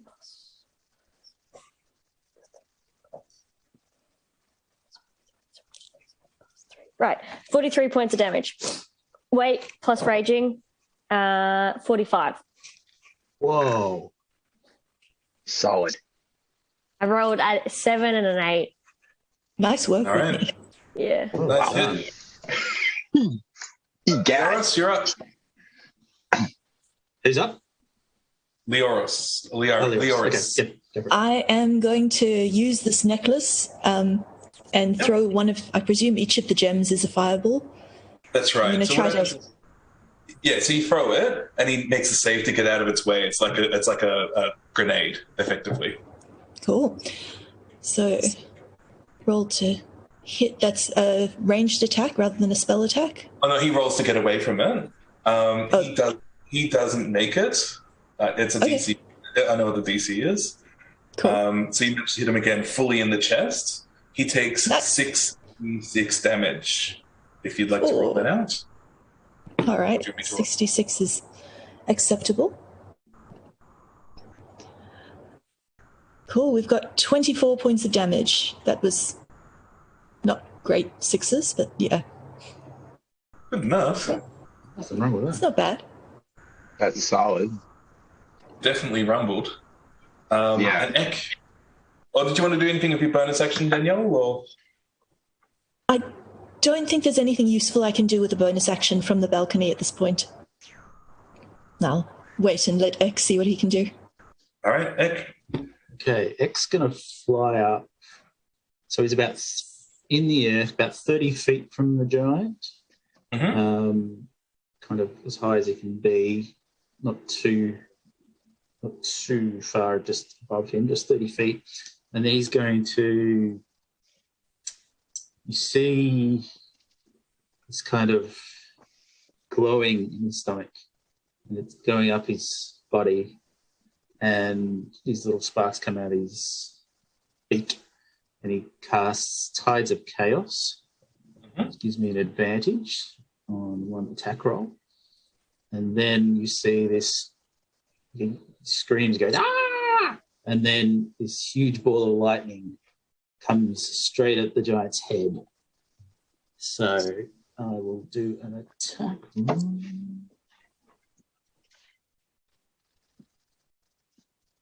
And that is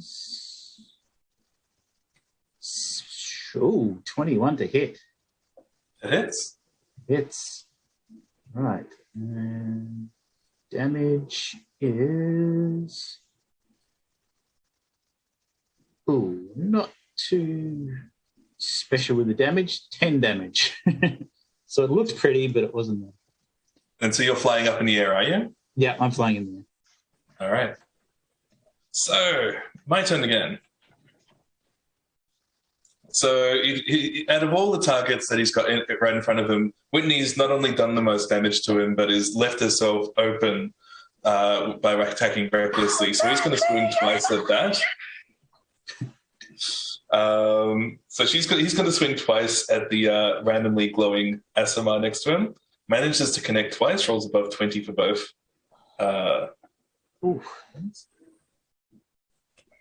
Taking into account raging, he deals 21 total damage. He rages as well. Do I get to half that? No, like as in that after halving, he's dealt 21. Oh, kill me. All right. I may have overestimated myself. Dodging is a thing, guys. Now, there's a surprise guest appearance up on the top level as this happens as well, between Leoris and Tempest, presumably in Tempest as well. As you guys have got your backs kind of turned to the hallway behind you, all of a sudden you hear Anne go, "What the hell is that?" And this really badly taxidermied owlbear comes charging out the doorway. It goes straight for Leoris. What? It looks like one of those, like, have you seen like the really badly taxidermied weasels when it just looks like it's just questioning? Oh yes. Oh no! It's that level of badly taxidermied. So it tries to attack you with its beak. It misses with a 10, but roll the critical with its claws, dealing 16 damage. Ouch. In a panic, Anne uses her wand on it, but also, incidentally, might get you as well. If you could give me a dexterity save. Oh dear.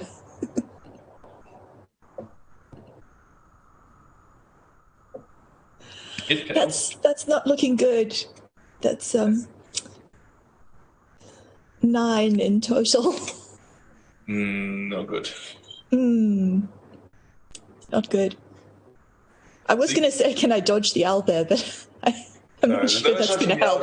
But to be fair, the owlbear doesn't dodge the lightning bolt as well. So he takes 10 lightning damage, and so do you, as this like lightning bolt kind of arcs across and gets the two of you in the panic. Upstairs, anybody who cares to listen can hear Lisbeth grumbling about having to hop off the ballista and manually reload it and climb back on the thing again because her life is really hard. Tempest, you're up. Actually, Tempest, you need to make that save as well because you're in the straight line. I am? All right. We will do that. So that was 16 from the owlbear and 10 from the lightning? Where's my dexterity? So it says +3 on here, so I rolled a 19. So you take 5 damage. Okay. Something like that.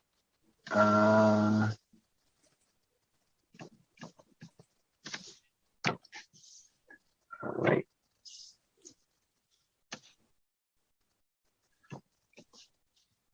Now at 19. All right. So I'm going to I want if the owlbear and Tom are in line, right, with each other, then I'm prepared. Otherwise, no. I want to. All of the people on the balcony are in a row because you're all standing on the balcony, right? And where's the owlbear with respect to Tom? I guess like at a right angle compared to you. If you look at the map, you can kind of. So, there's an area effect spell that I want to cast, which would be Thunder Wave, and I think... Wouldn't be able to get them both. Okay. I think what I'm going to do is levitate into a position that puts them in a better range. It's probably going to be higher up and back. And I'm going to cast Bardic Inspiration on Whitney. All right. So you use your action to cast Levitate and start floating up. Is it Air Genocide? I don't have to cast, I don't think, right? No, you cast. You just can do it whenever you want. Oh, okay. If you fly up too high, like the owlbear is going to get an opportunity attack on you. Okay, well, so the owlbear is way above us? No, it's right next to you. So you're on the balcony along with the other two. Okay. So if you look at the map, because... So it's already engaged me, is what you're saying. It's already there in an engagement. Yeah.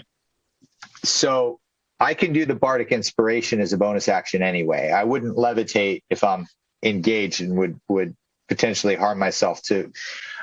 So I'm going to go for the straight up physical attack with the dagger rapier.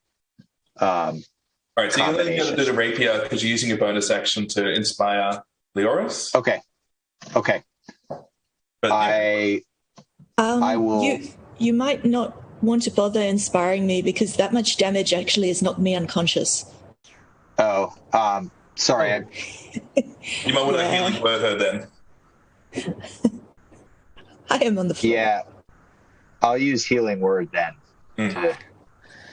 That's better than inspiration at this point, I think. Okay. So what does healing word do for me?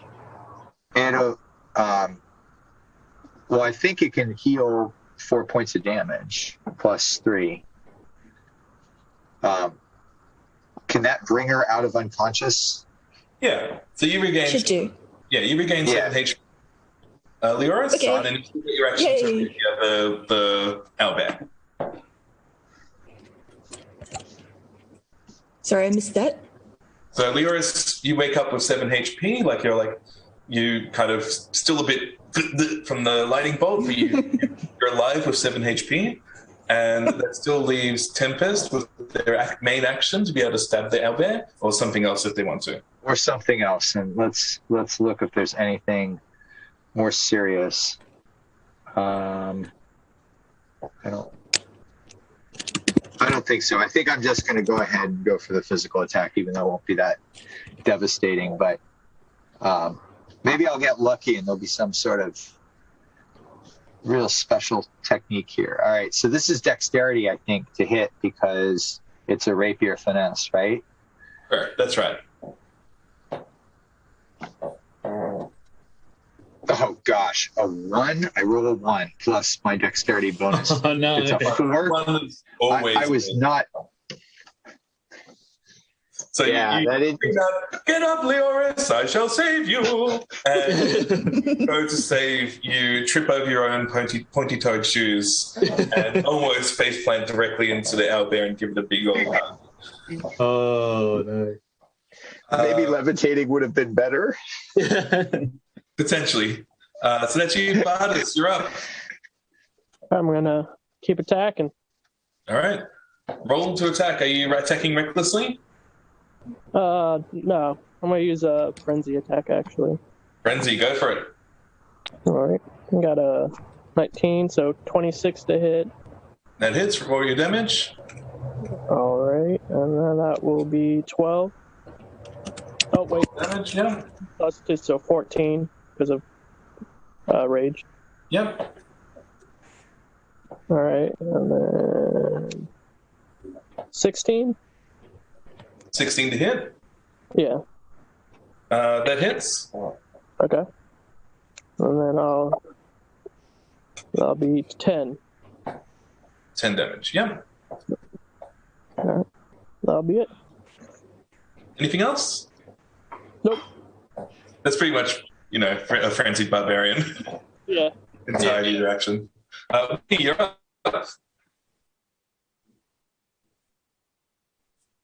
You're Is that muted. me? Yeah. No, I'm not gonna frenzy this time because that fucked me up. I'm just gonna attack. Yay! Nat 18, which is a 23. That hits. Roll your damage.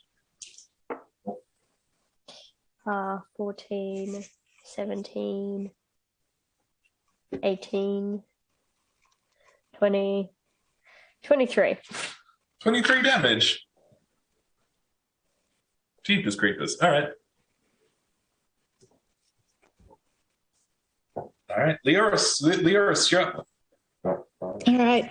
Now, for the group, I should throw another fireball, but what I'm actually going to do is cast Armor of Agathis, which gives me 5 temporary hit points and some magical armor. Yes. So I glow slightly and am chilly. Self-preservation is everything. I get it. Ek, you're up. Still casting Witch Spokes. It lasts for 1 minute. And I'm not doing anything else except for kind of flying around like an annoying little wasp around his head without getting too close. So that's the plan. So Witch Belt automatically hits, so roll your damage. Yep. So that is 9 points of damage. Tom's looking in the bad way. Now it's all the NPCs' turn again. And so Leoris is still next to the thing. Anne's going to take a couple of steps away from the thing, from the owlbear. Going to look down at the situation downstairs. You guys seem to have Tom handled. She was planning on betraying you guys anyway, so she's going to drop another lightning bolt in the nice straight line that you guys are all in. Because why not? Could Tempest and Leoris both make me dex saves to get out of the way of this lightning bolt? Okay. Come 17? on, good dex save. We're looking good dex save. No, not a 10. 10's not going to help me that much, I don't think. So you take, unless you can have it in some way, you take 20 lightning damage. Leoris, even though you make a save, you take 10, so you have it, but you get KO'd. I'm not sure if, lightning damage. That's kind of a DM call because I'm an air genocide. So there has been... It's not racial, it's not a thing. Okay. But like you might have absorb elements spell or something like that. No, I don't think I do. So how many points of damage? 20. Yeah, that's one more hit point than I have. Ooh. So that's minus The 1. betrayal works! So those of you downstairs hear the cries of, "What are you doing? No!" As Anne turns on her compatriots and hoping that she can finish off this owlbear now before it finishes her off.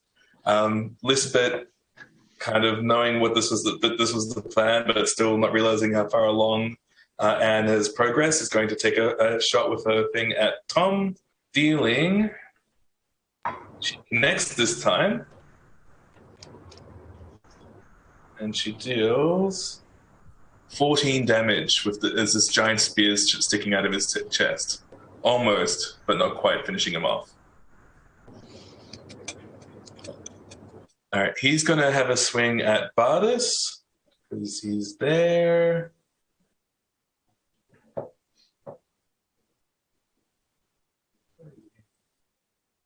Roll a natural 1 on his first attack. Going to go for Whitney because he's still pissed at the 40-odd damage that she dealt the other day, earlier. Oof. Dealing... I would like to add that Whitney isn't like slashing him, she's like bitch slapping him with her axe. Slap. He rolled a crit for the second one. Oh no. What would normally be 47 damage, but is reduced to 23 by your Barbarian Rage. Oh, wow. But still enough to knock you unconscious. Oh dear. He is on his last legs, though. It is now Tempest's turn. Could you roll me a save? Straight roll, D roll. What do you need? a dex save. No, just a D20 from you to see if you stay alive or not. A death save. D20. Death. 15. 18 with the bonus. Oh, there's no bonus. It's just a straight roll. So you got Okay. one success. Okay. One success. Bhardus, you're up. All right. I'm just gonna swing. Just gonna attack. All right. Roll Get to a him, hit. get him. He's on his very last legs. Like a Get him. good connection finish him off. Do you want to attack recklessly? Frenzy. You can attack recklessly. Attacking recklessly works on both as well. Yeah, I'll go recklessly, I guess, since I just seen Whitney go down. That would make sense. Yeah. We need to finish him off. Go, Bardus. 22. Come on. No. 22 hits for the first Yep. one. Roll your damage. All right.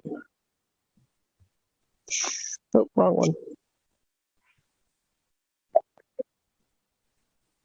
Oh, I rolled to hit again. Ooh.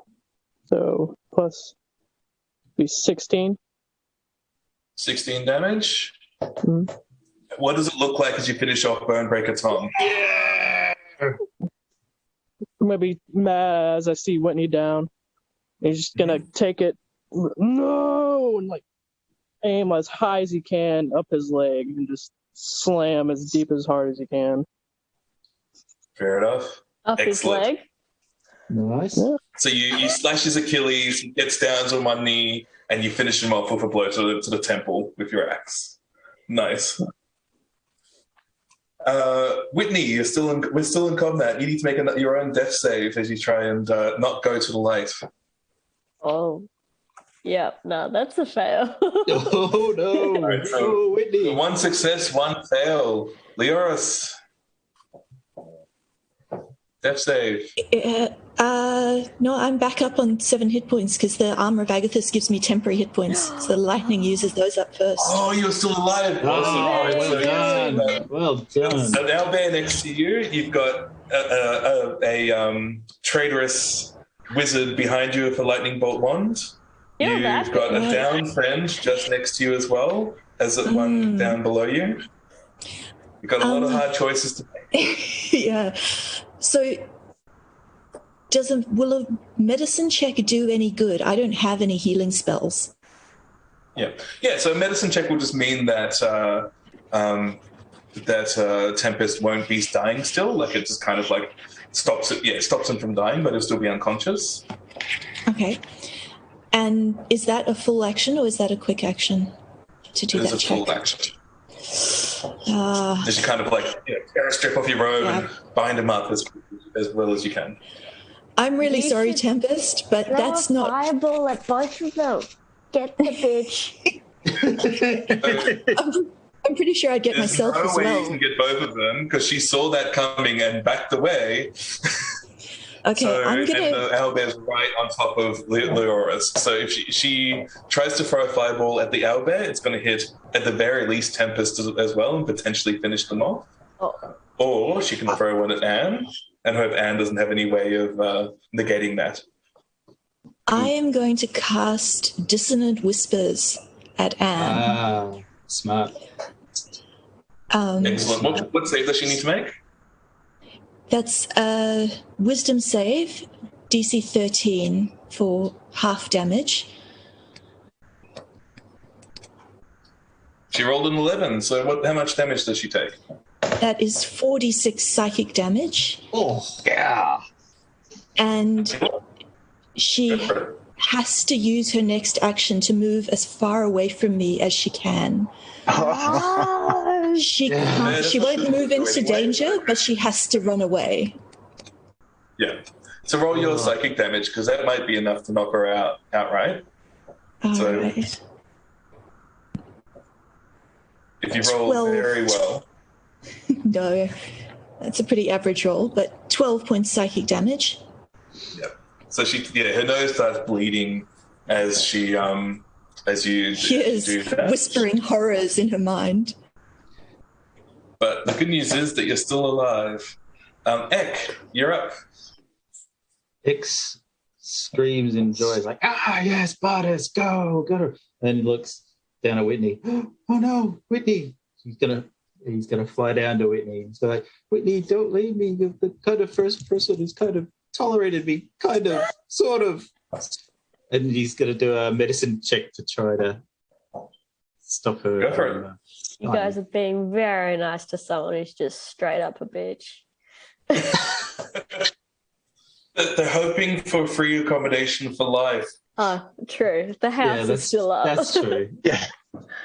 X a bit short on money, so he's kind of hoping for, some favours. And also he's a bit lonely. He'll take whatever friends he can get. 13 on the medicine check. Is that enough? Yep. Yeah, so Whitney stops bleeding out. You're still unconscious, but you're no longer at risk of dying unless something else happens to cause you to start being hurt. Don't say that. That's a good start. All right, moving on. Yay, my turn. So this owlbear doesn't know fear or death because it's already dead and is basically just a stuffed teddy bear trying to, for some reason, train to kill. So it's going to try and finish off the closest target, which is Leoris.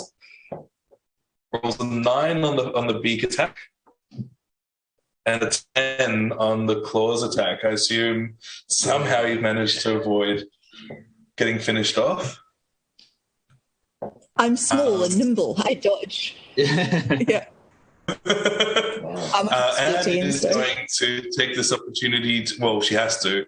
1, 2, 3, 4, 5, 6, 7, 8, 9, 10, 11, 12. Reach there. Elizabeth is similarly going to bolt as well, but she's actually going to jump because she's acrobatic and stuff. Try and reach the roof and run away from you guys that way.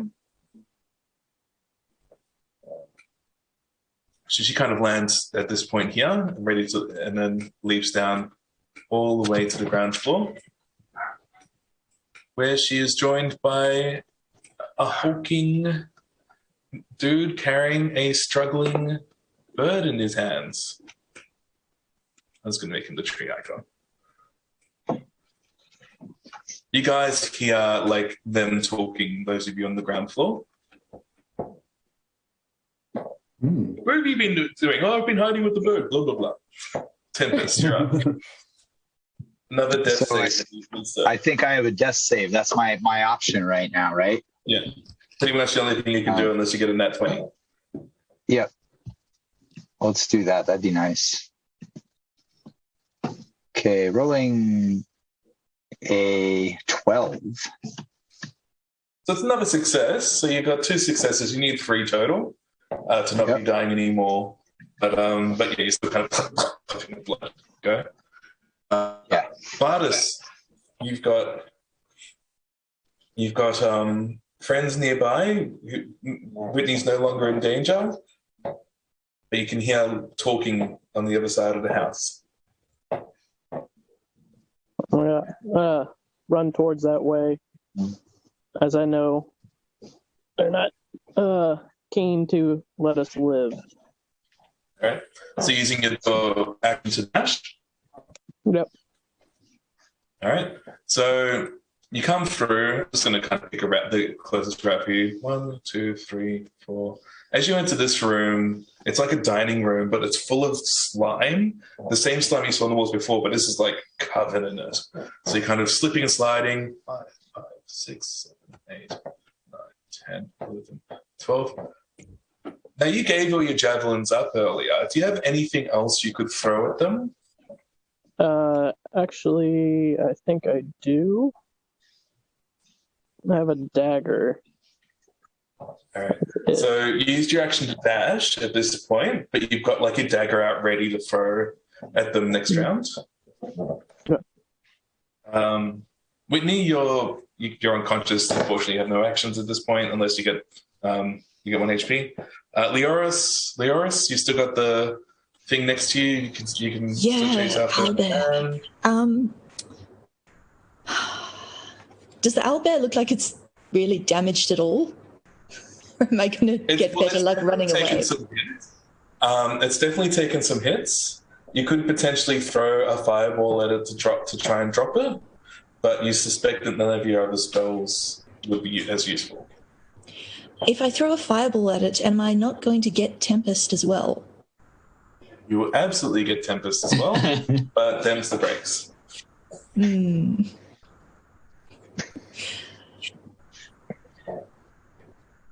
That's probably not great, but also it wants to kill me. And I'm pretty close to dead. Very hard to kill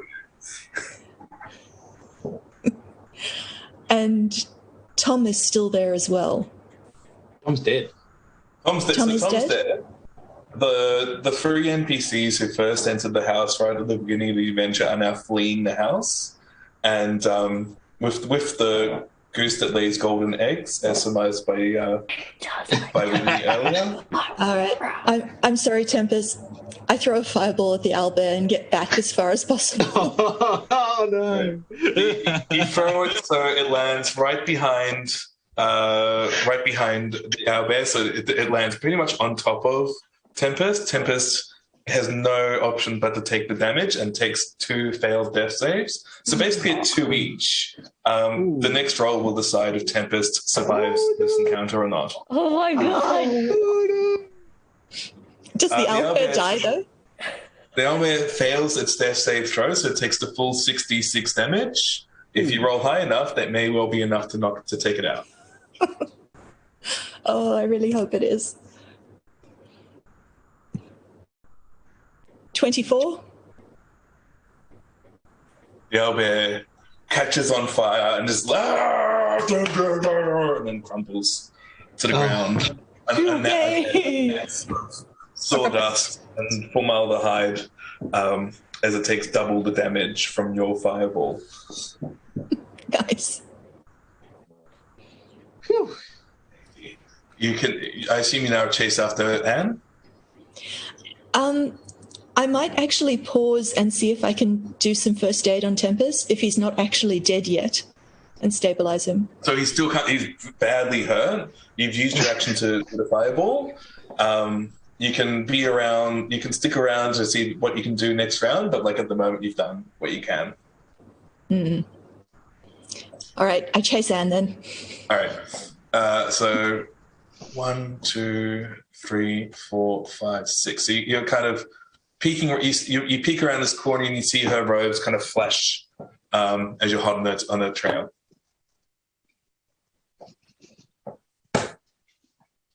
That's you, Eck. You're up. Did I have any healing for Whitney? Who's closest to me in terms of our... So Tempest is directly above you and has been copping a lot. Can I get to him within 30 feet? Yeah, he's just one level above you. So, you're on the ground floor, he's on the balcony on the next floor above. So all right. You can definitely get up there. Fly up there and medicine check. To try medicine check. I will warn you now, if you roll a 1, you will kill him. Oh, no pressure. Okay.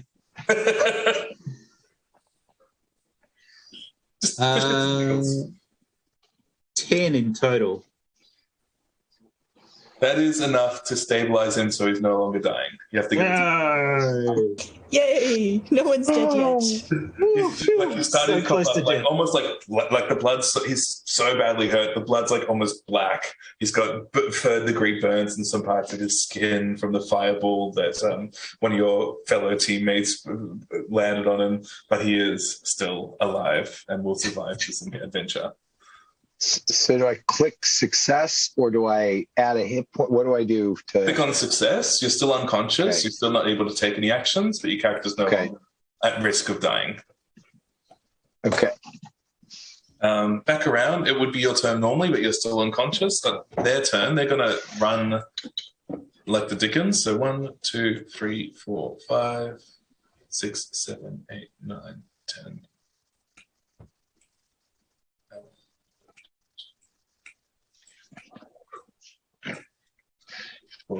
12, so she's there.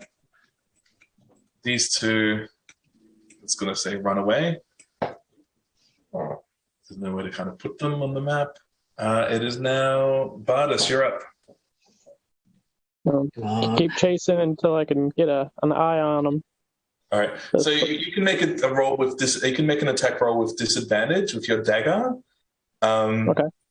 There's either the big hulking dude who's carrying a rapidly moving sack, or the smart mouth little hussy that was firing the ballista earlier. I'm gonna go for the guy with the goose. Go for it. Roll with disadvantage because of the distance they've managed to put between you and them. All right, let me. X. If he did it reckless, would that make it straight? Unfortunately, he's no longer raging because he didn't attack last round. Oh no, actually, yes. If you can roll recklessly, so it'll be a straight roll if you attack recklessly. So mad. Oh. I rolled a 19, and then the other one was a crit. The crit works. So it's a straight roll. So roll twice damage. Roll twice. It works, yeah. Woo, I'll take it. So roll 2d4 and your strength bonus and your rage bonus. 2d4. That is 5, 8. 18. You manage to get him square in the back. He collapses, and his grip on the goose relaxes. Lisbeth, the person running, takes one look at the goose, looks at her dead friend, looks at this murderous rage crossing your face, and she kind of go like this to her as though she's next, and she opts to just leg it and not stop for the goose. And comes around the corner, like sees you, and just casts a teleport. Yeah, very dramatic. Dramatic, yeah.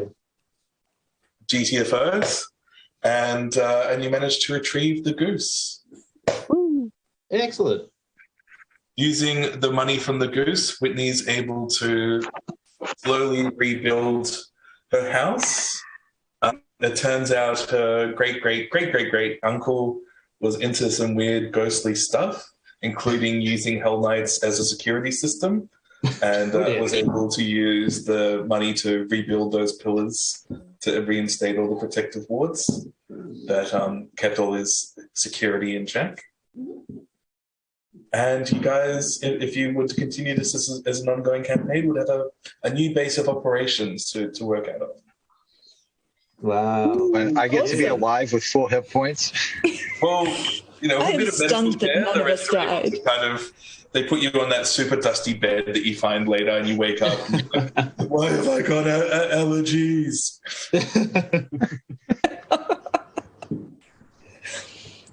But yes, Wow. you all barely managed to survive. That was fantastic. Yay. I can't believe That was how many great. people Thanks, nearly Dan. died. Thanks, Dan. Yeah. I still had like Yeah. 20 hit points. Yeah, you hardly got hit, didn't you? Jeez. I got hit once. I I'm get ready it to once. keep going. Yeah. So Oh, wow. so that's the Awakening of Willoughby Hall. It's a really good mini sandbox with this mansion. I like it because it can, in a lot of ways, it cancels flight because you can't go flying around the mansion. So everyone's like, "Oh, I'm going to do a flying character. Go ahead." Yeah. No, that was And, So, how many XP are like at play in this campaign? I mean, it seemed like it for the characters we had, it was very well balanced. I mean, it was. Well, what's good about this scenario? I don't want to give too much away because it is like a really good exploration sandbox. But there are options to talk with Tom. There's a magical item you can find which gives a benefit to persuasion. So if you can kind of like find that, you get the hold of the goose, and then you can take that social route. oh, wow. Okay. So what you're saying Nice. is we are a troop of murder hobos. But if you want to go the hobo route, Especially Whitney, yeah. And to be fair, like my NPCs who want to keep the treasure and are also entirely plotting to stab you in the back like they did, pushed you onto that path as well with their, come on, let's just team up and do it. That's more than it. But like, there's so many things you guys didn't find. Like you can summon Whitney's great uncle if you can find a way to do so. Did you do it in the mirror? Yes. So there's a way to summon him. If you kind of like use the mirror to track his movements, you find he puts himself in a summoning circle and then vanishes. So you can do that. The Hell Knight is a consistent enemy. I didn't make him appear that often because you guys were moving pretty quickly, but he can just keep on reappearing. And if you don't, and eventually you can find a way to stop him. Like you can just keep him in the sarcophagus. Otherwise, he'll just. I was kind of tempted to make him reappear rather than the owlbear, but I wanted to have the otter, the badly taxidermied owlbear instead. That's one hell of a visual image. I like that.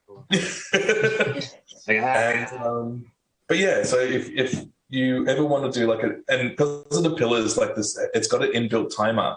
So it's really good if you do only have like 3 hours to play, because if the party farts around, you just knock off more pillars, and every 4 pillars, the haunting gets worse. So you guys got about halfway there, and then rooms burst into flames, and hordes of skeletons start roaming the halls, and it's bad news. Wonderful. Well, thank you so much, Dan. That was amazing. It's really good. This is a one shot. Obviously, we'd have put it as a campaign. I imagine Whitney would have chased down those robbers and slit their throats, I'm sure. Number one. Next session. It would have been like some fashion advice, and then she would have murdered them. The murdering of an apocalypse. Yeah. All right, so we'll wrap up now. Next episode will be a whole new RPG, whole new characters, whole new GM, because we're just doing one-shots and we hope to be entertaining. So thank you, everyone. And thanks, Dan. We'll wrap up the recording there. Thanks, guys. Have a good night. Yeah. Experience. Bye. Thanks, everybody. Bye. Thank you. Cheers.